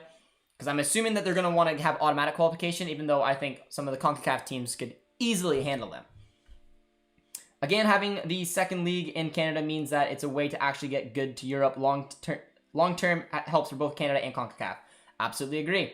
There is a substitution coming on. Brian Ruiz coming back on with the armband today. Obviously a Costa Rican legend. Yeah, it'll be nice to see. It'll be nice to see him come on. Hopefully won't have the best game though. Argentina is a better team than Canada men's national team.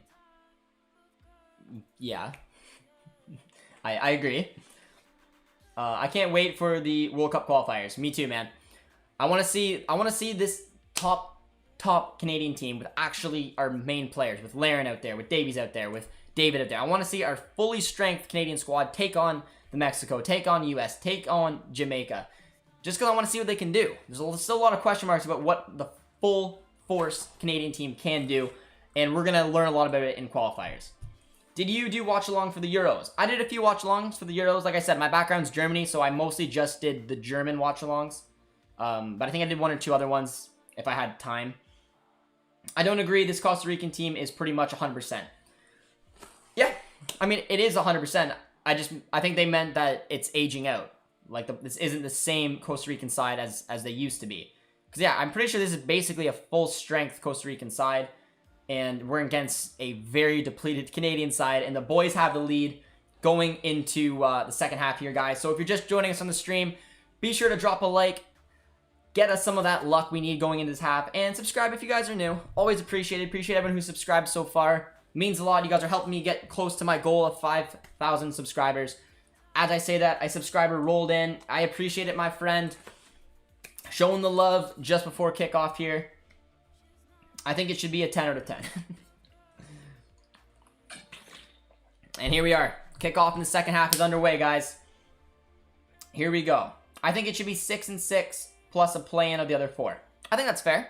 I wouldn't be against that as well. That's why I said, like, Venezuela, Bolivia, I think they should have to qualify. Cavallini did very well there to wiggle his way through, put it onto his left, and then blaze it a foot over the bar. Canada's a better hockey team than Argentina, just saying. Yep, we are spitting facts here today, guys.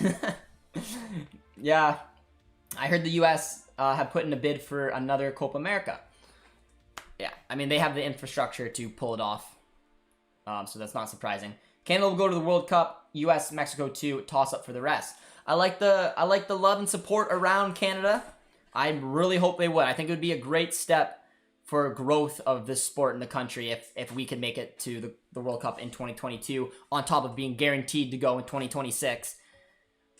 So, I mean, I do think there's a chance, but I think, like I said, we got a lot to learn in the octagonal. But we also have a lot to learn in the remainder of this match as the second half is underway. The boys have the lead. We'll have to see what they can do. They don't have Keylor Navas, even though he's basically not a part of the team anymore. That is very true. Costa Rica is obviously missing their best player, which is their keeper. I don't know what his national career is having. I don't know if he's continually going to represent Costa Rica or not, but obviously, I mean, he's a world-class keeper. But yeah, other than Keylor Navas, this Costa Rican side is pretty much at their best, and our Canadian team, we don't have our number 1 keeper. We don't have our 3 superstars in Laren, Davies, and David. We don't have Scott Kennedy. Like, this is a very depleted Canadian squad right now, guys. So I think it's very impressive and very eye-opening for people to see that this team is still doing it. And they're doing it against a historically talented Costa Rican side. But they still have a lot of defending to do. This game is nowhere near being done. As nicely done there from Marc-Anthony Kaye to create a little bit of space for Junior Hoylett, who finds a clever pass to Buchanan, and our boy should be gone. Come on, Tejan. Oh, beautiful, beautiful little cut back there. Oh, that was nicely defended in the end. I'm not sure what happened, how Tejan got through there. Just misread from the Costa Rican defender. Look at this little cut back. Just, excuse me, but that would have been nice, man. What does Producer T think about Louis van Gaal as the coach of the Dutch Netherlands team? What do you think, Producer T? I mean, I think the last guy's time had come to an end, and time to change it and try to get back to the glory days. He's excited. He's excited. He doesn't. I mean, Frank de Boer, we all knew had to go. So whether you're a fan of the Netherlands national team or not, nice header there, cleared out for Costa Rica. You know that he had to go. But here, once again, this is where the opportunities have been coming for Costa Rica. But once again, nicely done from Canada to stop it. It's been purely on counters. A couple of times they've been caught out from corner kicks or free kicks, and Costa Rica have been able to break with a little bit of space. However, I mean, everyone, like I talked about it earlier, everyone doing their part. Jonathan Zoria was one backtracking there, putting a little defensive display. We've seen Cavallini drop in the back as well. That's what I like about this Canadian team today. They're playing as a unit. They're playing together. Oh, that's got to be a foul on Marc-Anthony Kaye, and he got lucky. Marc-Anthony Kaye got lucky there. Marc-Anthony Kaye has got a lot better feet than a lot of people give him credit for. I really like seeing him on the ball. He did very well to maneuver his way out of a little dangerous situation there and drew a foul in the process. Something that this Canadian side has been doing all night long. They're putting their bodies in the right position to win them opportunities to get the ball back and get them out of dangerous situations. Canada 3, Costa Rica 1, US 1, Jamaica 2. Let me know what you guys think about the US game. Put in some predictions as well, just to see what Yeet will say about it. I'll say 2-1 Jamaica. Why not? I don't necessarily care too much. Only reason I would want to see maybe Jamaica win is just so a USC team doesn't go deeper in the tournament. They obviously didn't take the tournament very seriously, so I guess I'd rather see Jamaica move on because they are trying to send their best players. Nice ball in there from Eustachio. Canadians thinking America will lose is sad. Oh, yeet yeet. I live in your head rent free. Yeah, you're right. When I'm done here, I think about you. That's what my life has come to. What was Yeet Eat saying today? 3-1 for Jamaica. Respect it. We'll probably cheese out a win. They are good at getting the results in this tournament. You gotta give them credit to that. And here comes Costa Rica. Costa Rica will be relegated. Well, I don't know about that, but I passed. The game's not on TV. That's a shame. Jamaica ain't winning tonight. Calm down. 5-0 to the U.S. Jonathan Lewis hat-trick. Well, if that's not a prediction, I don't know what is. No one takes second Gold Cup seriously, though. Yeah. But no, realistically, though, I do think the U.S.-Jamaica game will be a tight affair. I do think it'll be a close game. I think it'll be probably a 1-goal game. I could see it going either way, to be honest. Qatar are showing its weaknesses. And what are those? That they're very, very attack heavy.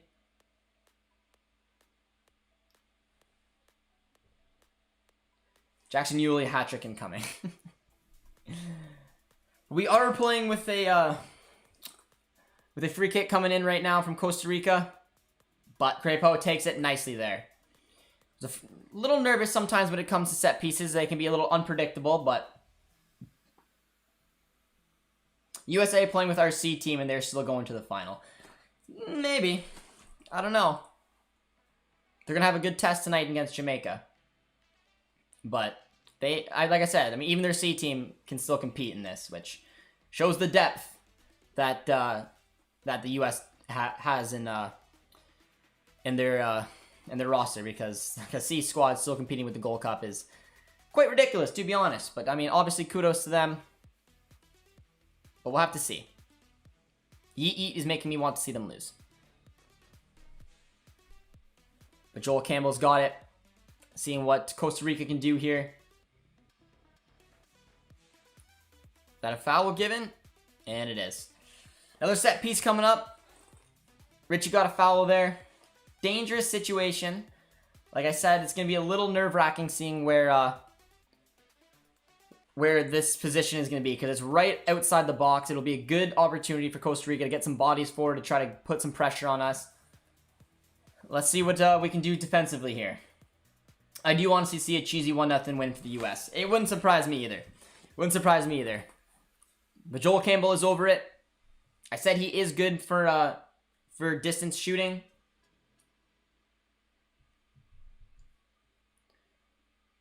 Ball coming in. And Crepo does very well to get a corner there. Nicely done. Canada 4, Costa Rica 0, Jamaica 3, US 0 from Catalina. As an American, I don't really see it as our C squad. I'd say it's a D squad because people are injured. I mean, just from from a Canadian, I'd say it's at least a C squad, considering you have some players who could be on your A squad in Shaq Moore and Reggie Cannon and Matthew Hoppe and Daryl DK. And then I'd say the rest is basically C-level players. Some experience as well with the U.S. and Walker Zimmerman and Roldan and those type of players, but I wouldn't say it's a D. I'd say it's a fair C, just given some of the talented players that were brought, like the likes of Matthew Hoppe and Daryl DK. But that's a nice ball into Costa Rica on the attack here. But did well from Alistair Johnson. B and C team for me. I think that's fair. 1-0 for Jamaica. Are you sure Mexico alongside Canada are going to make it to the semifinals? A match where we chose love over hate. Starting 11 for sure is C and D on the bench though. That's fair. That's fair. Yeah, just again with DK, Hoppe, Cannon, and Shaq Moore. I mean, they're good players, and I mean Miles and I like the MLS players they brought are talented. I like Walker Zimmerman. I like Robinson. Acosta's still a part of Hunter's plans, even though I know Tack doesn't want him to be. But Costa Rica's definitely had a little more of the possession in the second half. They're showing a will to push forward here. Nice ball.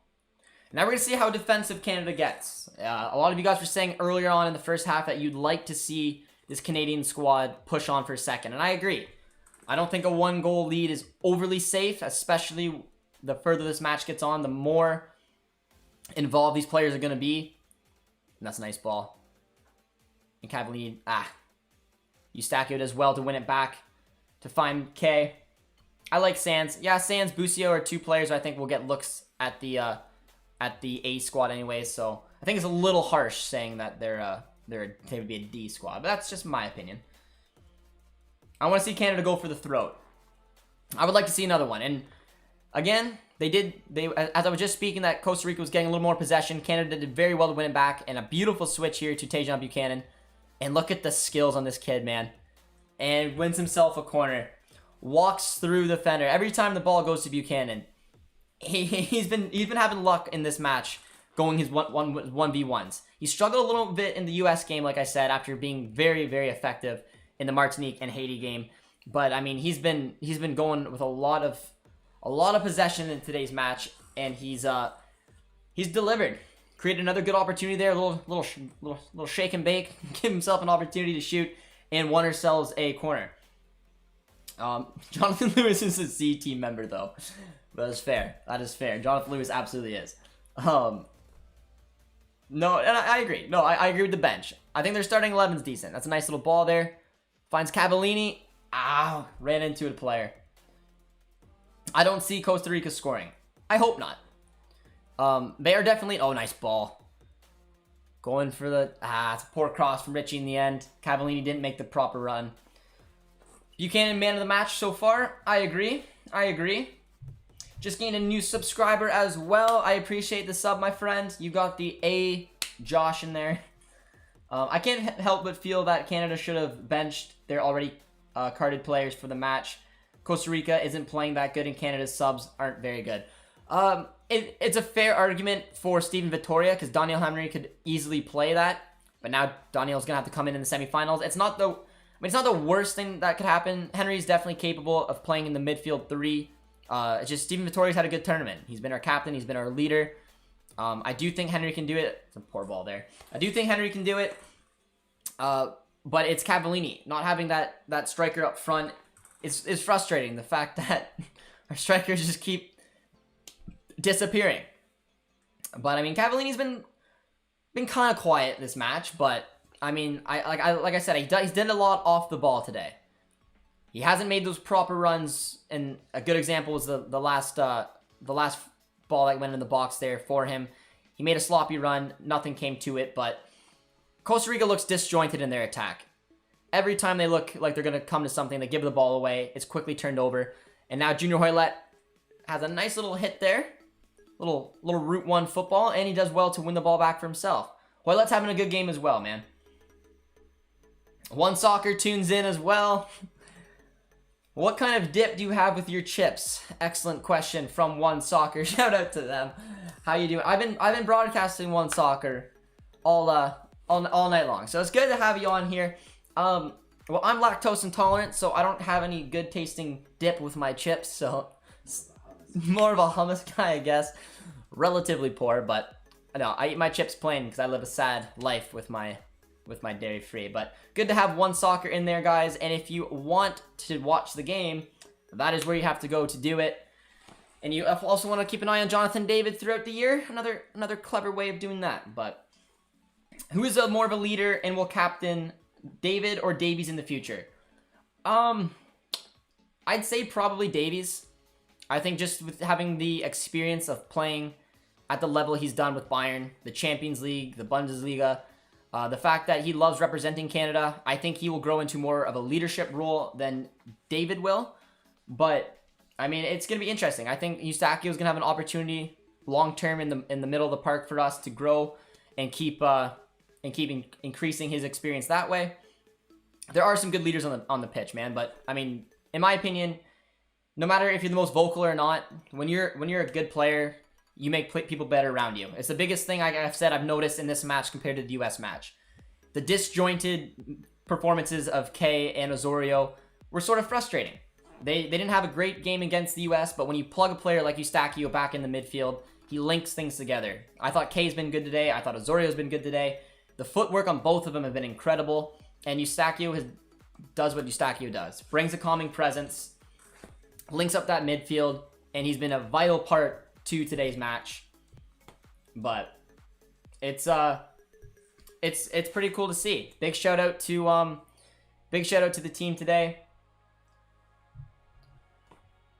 But Buchanan, once again, I didn't quite get there, but that's still something that Buchanan does. When he runs down the side, no matter whether he can get the ball or not, he puts the Costa Rican defenders under pressure. Just because of that run, he didn't even get the ball, but he was able to put that kind of speed, put pressure on the fullback, and all Costa Rica had to do was kick it out. And with that, led to another run there for the Canadian men's national team. Is Davies Canada's best ever player already? I mean, I arguably would say so.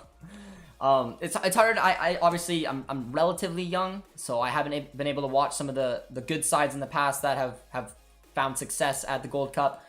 But no one has won what Davies has won. So if you want to look at the level that he's playing at, what he's done in his very young career, you know exactly what it is. I mean, he's incredible, and it's the reason growth in this country for this sport is going to happen due to players like him and David, Laren, Eustachio. But not great news here as Junior Hoylett is down. I thought he's had a great game today. I thought his touches on the ball have been great. I mean, he scored the goal, his run earlier. He's been a real workhorse for us today, and it doesn't seem like Canada can keep a striker fit for any type of time here. I would hate to see him go down. It'd be a huge kill. Hopefully it's just a cramp or something like that. Nothing too serious. In your opinion, who is the most creative Canadian players? Buchanan. I mean, not the obvious answers of Alphonso Davies, Jonathan David. But I mean, Jonathan David is a striker. Kyle Laren is a striker. A lot of the creativity is going to come from your wing play. Watching Buchanan in this tournament has been breathtaking. He is just getting better and better as the tournament's going on. Like I said, he struggled one game, and it was against the U.S. Other than that, he's been incredible. And watching him go against Costa Rica tonight, watching the creative positionings he's done, the runs he's done, the little step backs, it's been so much fun to watch, man. So, I mean, in this tournament, the most creative player, hands down, is Buchanan. And I think he can still compete up there with Davies. One at right wing back, one at left wing back. A lot of fun going forward. We got Greg in the chat getting prepped for the U.S. game today. Davies already has 8 titles with Bayern. He's the best. The leader comes right in and says it as it is. And yeah, it's hard to disagree with that.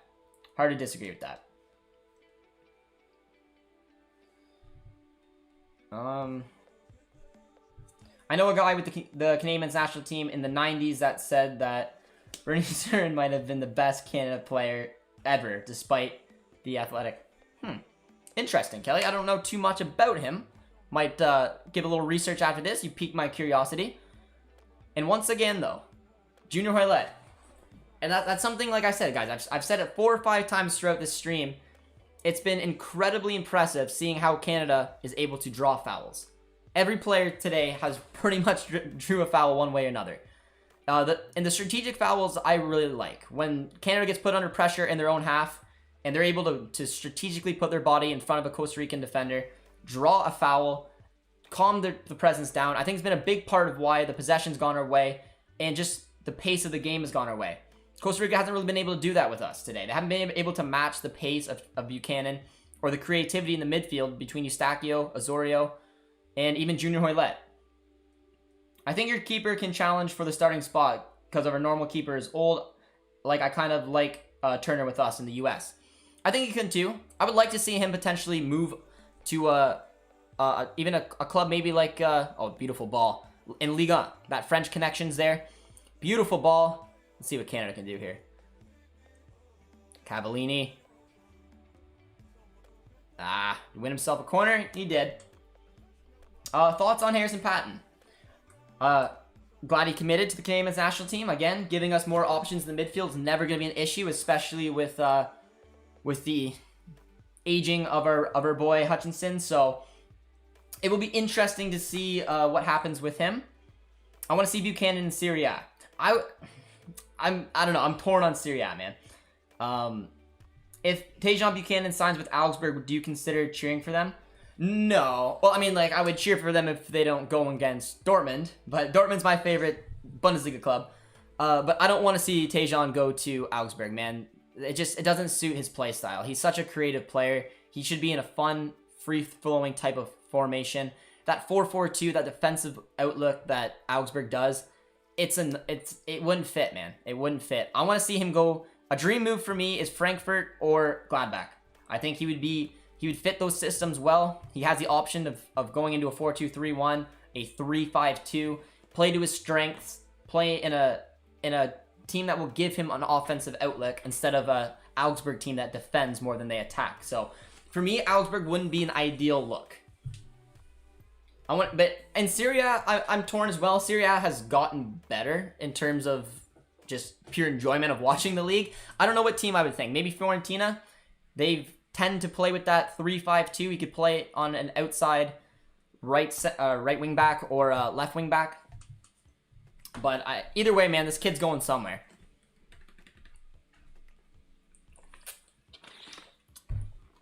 But I mean, maybe I would like to even maybe see him go to Lille. Join up with Jonathan David. Really give the people a reason to get one soccer. You know, come on. Get to watch Buchanan and David rip it up in Liga with Lille. That's a win-win. Bang on, bro. Cheers, Kelly. Canada needs to beat Mexico. Mexico pundits are hilarious when they lose. It's going to be a tough match. Like I said, going into this tournament, the Mexican team is stacked. It's as honest and open as it is. Nice ball, defended well. But I'm interested. I want to see us take on Mexico. I want to see what this team can do against them. It'd be a real test to see what a depleted Canadian side could do in a semifinals. And if we go against Mexico, we go out with our heads held high. But a game tonight against Costa Rica, we've been the better team. We need to see this thing out. Oh, does nice there. Richie's on the wing. A lot of 1v1 wing play has happened today, and they've done very well. K comes in there, finds Azorio. K does well again. Hit from distance. Good little look there from the Canadians. Good little look there. Tajon Buchanan to Real Madrid. I mean, Lens and Club Brugge have put in offers for Buchanan. Those may be good fits. Again, Lens maybe, Club Brugge maybe. I heard PSV is interested as well. I would love to see him go to PSV. That would be a great look for him. They play in the 4-2-3-1. Since Mullen has left. Oh, nice little look there. Falls. Yes! Stefan Eustachio. 2-0. Got the goal we needed. And you guys asked earlier in the game, where is Eustachio good? Does he get involved into the play? This is his third goal of the tournament, man. Playing from a deep playmaking role. Oh, man. Let's go, baby. Let's go. 2-0 for Canada. 68th minute. And it's probably, with Buchanan, been the next best player in the park. Stefan Eustachio. Very weird little display there. It looked like Junior Hoylett had it. Went to cut back. It went off one Costa Rican player, went off another Costa Rican player, and just simply fell to Stefan Eustachio, who put it through the wickets and gave Canada a 2-0 lead. Producer T's throwing down in the background. I like it. I like it, man. And it's deserved. We've been the better team. We've had our chances, and we've taken another one here as we have a couple substitutions coming in. Bringing in Samuel Piet, bringing a little more defensive awareness to the midfield. I'm assuming who's coming off. Hoylett's coming off. That makes sense. And Marc-Anthony Kaye. Marc-Anthony Kaye's had a good game today. I thought he's had a much better game than he did with the U.S. men's national team. But we're going a little more defensive, and with a 2-0 lead, great shout, man. Great shout from John Herdman. I like the substitution. And, of course, the new man steps up in our striker role, who's going to get some minutes on him, and it's smart to put him in because Cavallini will not be available to us in the semifinals, again, if we make it there. So giving him 20 minutes or so to build his way back in the team, smart play. Again, like both substitutions there from John Herdman. as we got 20 minutes to go before the boys head to a semifinal date with Catalina's Mexico. But going back to Buchanan, because why not? Not a nice ball there. Buchanan to Serie A teams to develop in the way I think would be good for Tejan. I just think the league in itself in the Bundesliga would suit Tejan better, but again, it's just my opinion. I want Buchanan at RB Leipzig. I'm a U.S. men's national team fan. Well, wouldn't be a bad shout. I don't know if he would quite fit. Obviously, where I want Buchanan to go, I want him to start. I want him to play. I don't know exactly where it would be in the RB Leipzig setup, because under Jesse Marsh it'll be a 4-4-2. So I'm assuming he'd play on the right mid. But Canada has dominated 90% of this game and deserved that second goal. Absolutely, they did. They've been the much better team today. This Costa Rican side, honestly, they look tired. They look sloppy. They haven't really been able to put the pressure on this Canadian side. We've been the better side throughout the mids. We've had better attacks, and honestly, the wing play has been incredible. Like I said, doesn't matter if Buchanan's had the ball or not. He puts the fullbacks in Costa Rica under so much pressure throughout this entire match. It's incredible stuff, man. I'm new to the channel. Is Yeet always like this? He's annoying. I can block him if you want me to. But I mean, I think this is Yeet's second. I think this is Yeet's second stream, and he's been annoying both times. So I mean, I guess that's his personality. Is Eustachio heading to Braga or Porto? From what I heard last, it seems like it would be Braga if it's one of the two at all. Porto have just added to their midfield. It doesn't look like they're targeting Eustachio. The Napoli links have died down. Braga is a good step. I think it'd be a good club for him. Play a little more competitive level in the Portuguese league, and I think he would walk into that team and become a starter, which again is very important. So my assumption, if he moves, it would probably be to Braga right now. Intelligent subs. I like it. And I agree. Should Canada play a front three? Buchanan, Hoylett, against Mexico. I don't know. I would say no. Only reason, do not block EE. You guys are getting, if you block EE, we riot. Alright, well, it seems like the chat, nicely done there by Buchanan. Beautiful little run and a back heel. Oh, what a poor finish. Looks like the chat wants to keep EE around. Just block EE is annoying, not funny. Oh, there's some debate. It's gonna be a survivor vote. Do we block EE? Do we keep him around? Do we like that, is it antagonist? That's the right word? Okay, he eats the antagonist of the channel. There we are. He brings some excitement, it's fine. You know David, Davies, Akinola, Kyle are partying wherever they are. Yes, they are. But, yes, back to your question of playing a 4-3-3, or a 3-4-3, I wouldn't do it. The main reason I would keep the 3-5-2 is because it's the formation I think that this crew is now used to. It's a formation that we've seen a lot of success with. I'm assuming going to a 4-3-3, we'd probably try to introduce Corbiano, but he hasn't had a ton of looks in this tournament. So I would just stick with the 3-5-2. I'd keep Buchanan and Richie on the wing backs. Have Junior Hoylett playing as a striker with our new man, who's on the ball right now. Does well for a hold-up play. And another little look there from Tejan's game. A little physicality. He did well. He had a nice ball down the wing where he ran with a little bit of pace, and he threw the shoulder in and again drew the foul. Something else that we've seen this Canadian side do. Ray says freedom of speech. All right, we'll keep him. We'll keep him. No, keep Yeet from Yeet. I'm the protagonist. There you are, man. He keeps it fun. Gotta give him that. But we just gained another sub, my man. I appreciate the subscription. Nice hit from distance and just over the bar. You guys are helping us, man. 5K's creeping up. I appreciate everyone supporting the channel. If Buchanan is most creative, should Herdman give him a free reign against Mexico? I don't know about the free reign against Mexico.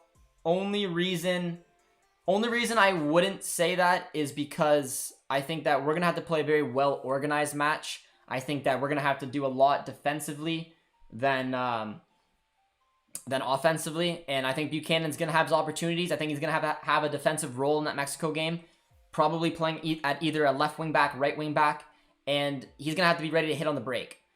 I'm not against doing the free reign kind of role for Tejan. He kind of had that during the US game, and it was just getting the ball to him, and he was hopefully looking to create something. But I think to be successful against Mexico, we got to be organized, and I think having a free reign with him would be a risk, but we'll have to see. I'm expecting, obviously, defend well, hit on the break, and play to our strengths, which will be the wings, especially getting the ball to Tejan.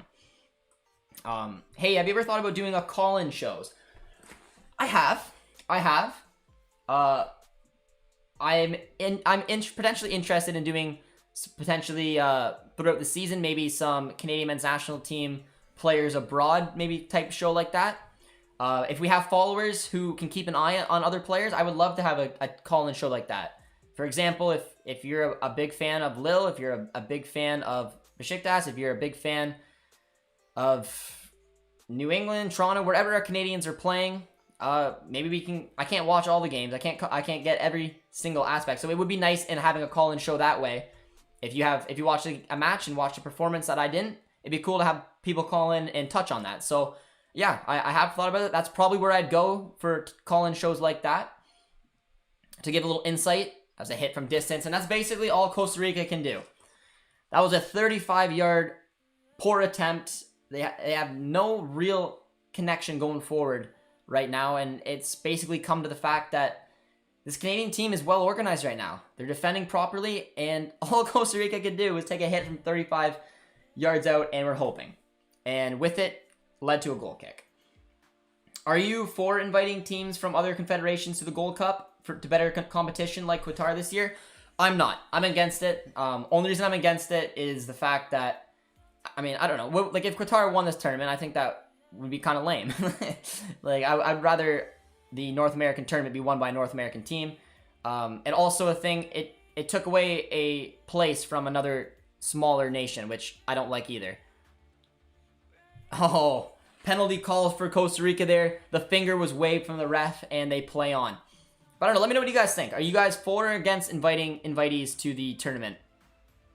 Another penalty shout. 2 penalty shouts there for Costa Rica. A little dangerous there. But yeah, that's my advice, I guess. I'd rather see it. Like, for example, Guatemala. I know that they are still here, but say they didn't qualify, it would have been an opportunity for a team like that to be in here, which is huge for them. And I'd rather support the smaller North American CONCACAF nations rather than inviting a team like Qatar in, which, yes, it brings a little bit more talent, but I don't know. That's just my opinion. But I'm curious to see what you guys think. But just gained another subscriber. Cheers to the sub, my man. Appreciate the support on the channel. Canada's gonna get smoked. Some troll not worth naming. Time to dream. Canada versus US, but this time in a meaningful game. If US moves on, man. It'll be interesting, though. It'll be interesting. Love your channel. You should look at, yes, goal from Italy. I will do that. Appreciate the support, David. I will look into your inquiry. And, yeah. I mean, if you ever have things you want me to check out, my Twitter's right there, TV_JJD. Feel free to send me stuff like that. Try to do my best to communicate with you guys, but appreciate the kind words.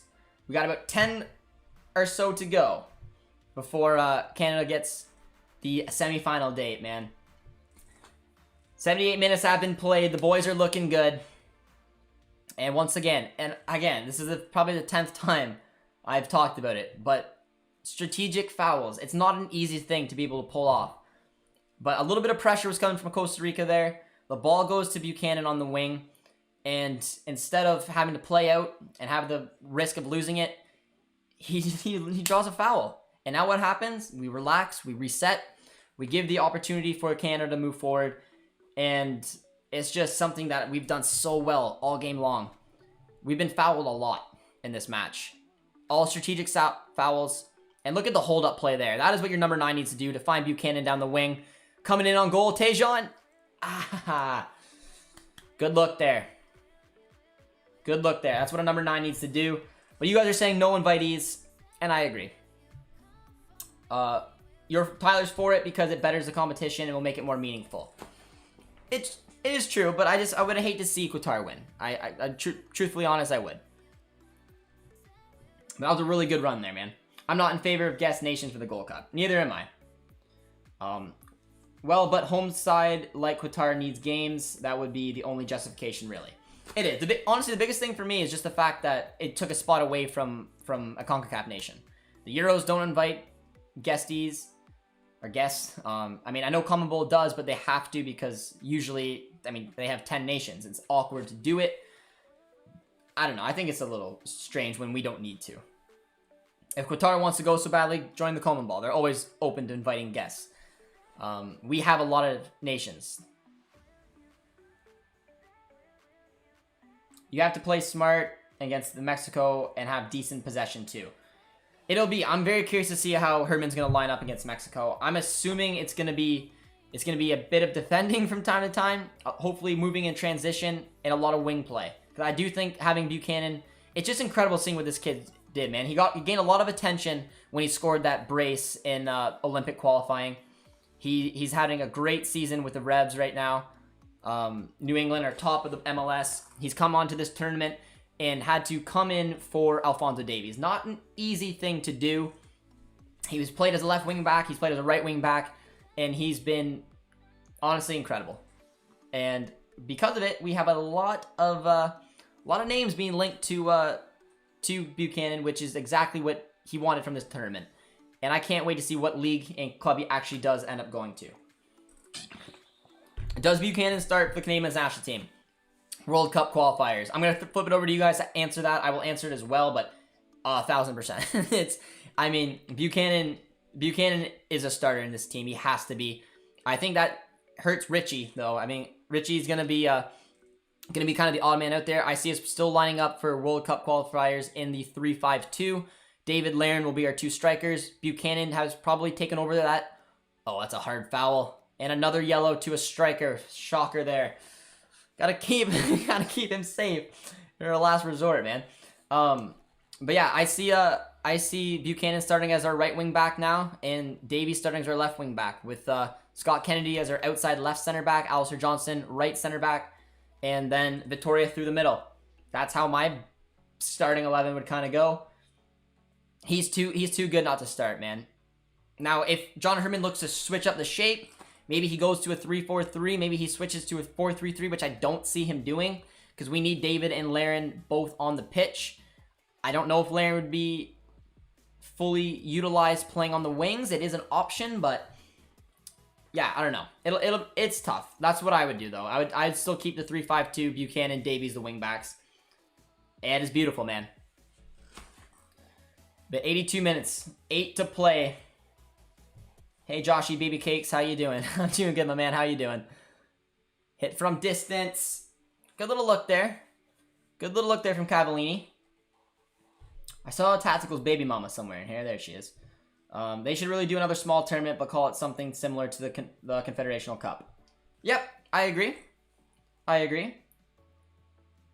Canada's reliance on Tactical's fouls is pretty risky, not gonna lie. It is risky. It can be risky, but to be fair, they pulled it off exceptionally well today. There's a substitution coming on. It's an obvious one. Cavallini's coming off. And Henry's coming on for the remaining 7 minutes here. But yeah, I mean, it is a risky play, but I mean, considering that they've nailed it throughout this game, so many strategical fouls, every single one has gone their way. 1 or 2 have been a little questionable. I thought maybe it would have went, but yeah, it is something I've really noticed today. I just gave a like just because. I appreciate the likes, guys. If you're tuning in, be sure to drop a like. Be sure to subscribe. As we're watching the Canadian national team cruise on in, hopefully, to a semifinals with about 8 or so probably to go. A double substitution comes on. Liam Fraser comes on for Jonathan Osorio, and Daniel Henry has come on to move to the back for our boy Cavallini. We had a decent game.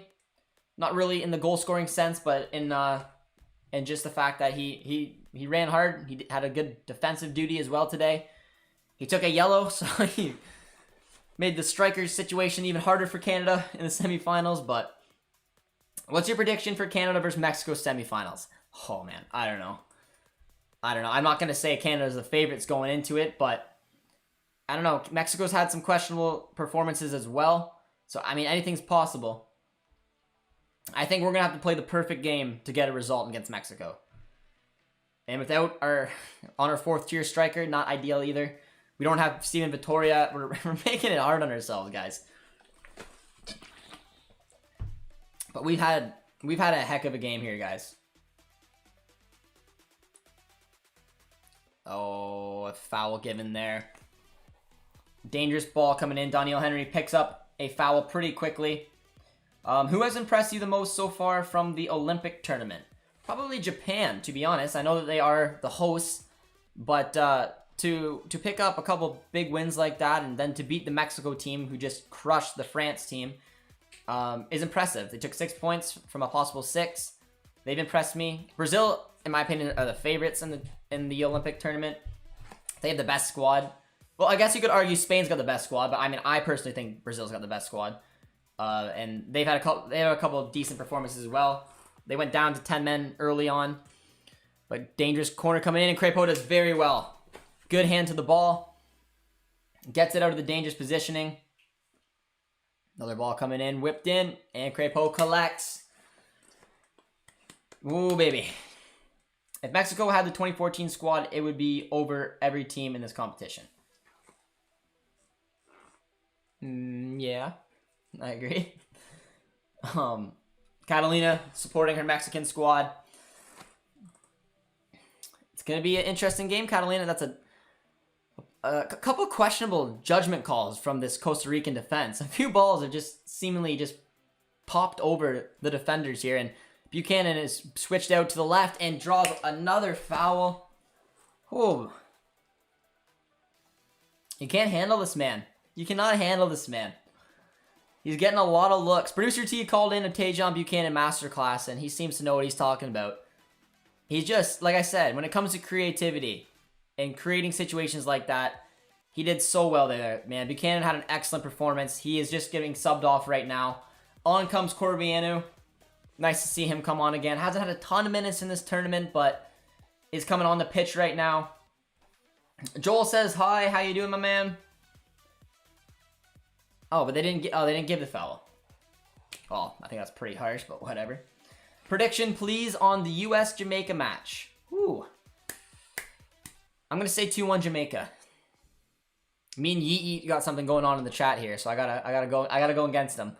But I do think it's gonna be a 1-goal match no matter what. I think it's gonna be a good game, and I'll be watching it from a distance.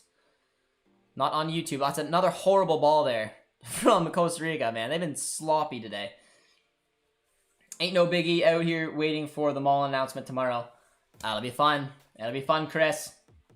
As a U.S. men's national team fan, I don't see us winning the Gold Cup. It's okay. I would rather win, obviously. But I don't want to be rooting for my squad. I'll be rooting for the rude Canadians to win it. A 3rd goal? Oh, Corbianu. Give him a standing O. Maybe. But, yeah. That's a nice ball there. I think it was just offside. Is it a first time hit from Corbianu? Was hit with decent height, made it easy for the keeper to save. But yeah, man, it's gonna be interesting. I mean, the US brought their C squad. They straight up basically said they didn't care that much about the Gold Cup. But they've had a decent effort. It'll be curious to see how they do against Jamaica. But Costa Rica has been sloppy today. Absolutely sloppy. This matchup between Costa Rica and the Canucks, the Canadians, is illustrating the difference between the bright future Canada and the once glorious past Costa Rica. Albert's getting deep with the comments, but I agree with you. It just shows, like I said, this is a pretty strong Costa Rica side. This is pretty much their best players out here against a very, very depleted Canadian side, in which not only did we dominate the match, had the lion's share of chances, possession, tactical duels, tactical battles. We've won this game quite comfortably, in my opinion. and we did it without Davies, without Laren, without David, even Akinola.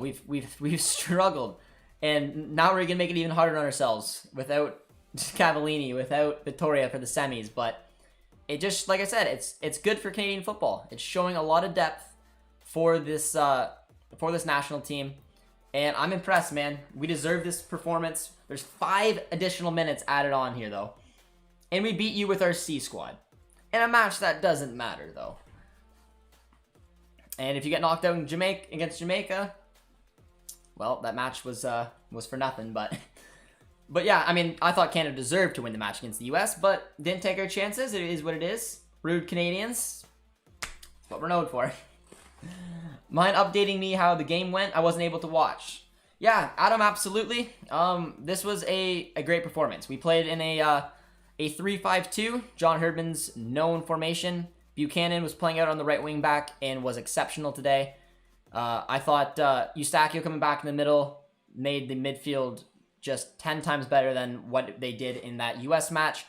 Having Eustachio in there, nice ball in, and done well by Henry, but having Eustachio in there, like I've said a couple times on the stream, brought up the performance of Kay, brought up the performance of Osorio, and compared to their US performance, they were very good.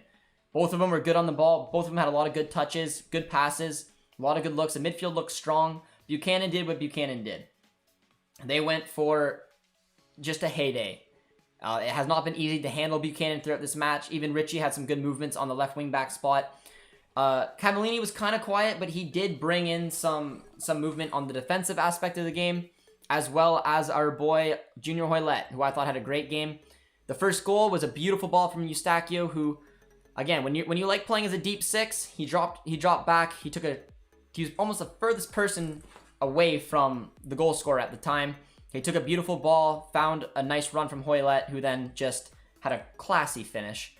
And then Eustachio went in there and picked up a goal in his 3rd of the tournament for himself after, again, a bit of a sloppy display from Costa Rica. They haven't really led to much. The possession has been poor. They fouled us a lot. It's something that I thought, usually not something you touch on too much in the game, but tactical fouls happened all game long. From top to bottom, it's been incredible to see just the footballing IQ of our Canadian players to put their bodies themselves in positions to win the ball back. And with it, it's pretty much shut down every kind of Costa Rica attack. And this has been a classy performance from Canada. 2-0, easily a fair result. And yeah, Buchanan and Eustachio are the 2 men that stood out to me today. West says, congratulations, Josh. Definitely a better team today. I can't remember the last time the Canucks have made it this far. Great result. It's a huge result. Semifinals of the Gold Cup, where we pick up a date with Mexico. It's a shame, though. 2 big L's from today's match is that Cavallini and Steven Vittoria have picked up their 2nd yellows, which the attack now looks a little bit different. But what city do you think is most deserving of the next Canadian Premier League team? For me, St. John's, Quebec City, or Saskatchewan. I'd probably say Quebec City if we're just looking at where I think success will come. I think that would be a good look for them. There's a few different options though, but yeah, you have to go somewhere where you're gonna find the numbers. I think Quebec is a good look for that reason. C squad or not, Canada, we're missing 7 starters from our A squad, so this isn't our best. Borjan, Atiba, Arfield, David, Davies need to go on. US is not going to beat Jamaica. Bold claim. I kind of agree with you, Ted. Well, I do agree with you, Ted. But yes, this is absolutely not our A squad. I think it's funny because before the tournament started, I don't know if Buchanan would have been a starter. He's a starter now. It was a great tournament for him. But yeah, this is nowhere near A squad. Even the likes of someone like Scott Kennedy not being here is a very important player, an emerging player on the outside left center back position for us. But yeah, for me, this is almost a B squad. But we do have a lot of good players still. Like Laren, who was a part of this team. Richie's a part of this team. Vittoria, there are a lot of good players, but we are missing. Oh, good little look there towards the end. Good ball from Eustachio. Good save in the end. What competition is this? The Gold Cup. Chris, Gold Cup. I hope Canada wins. From Joel, they will, my man. There's about a minute left now. I knew Canadians were nice. I didn't know you guys were delusional. You said the U.S. won't beat Jamaica. Shake my head. I mean, it's a C U.S. team against a Jamaican team. I think the game's going to be close. But we have had played the 5 minutes, guys. And that's the game. That's the whistle. The match is over. Canada heads to the semifinals of the Gold Cup after a classy, comfortable performance over Costa Rica.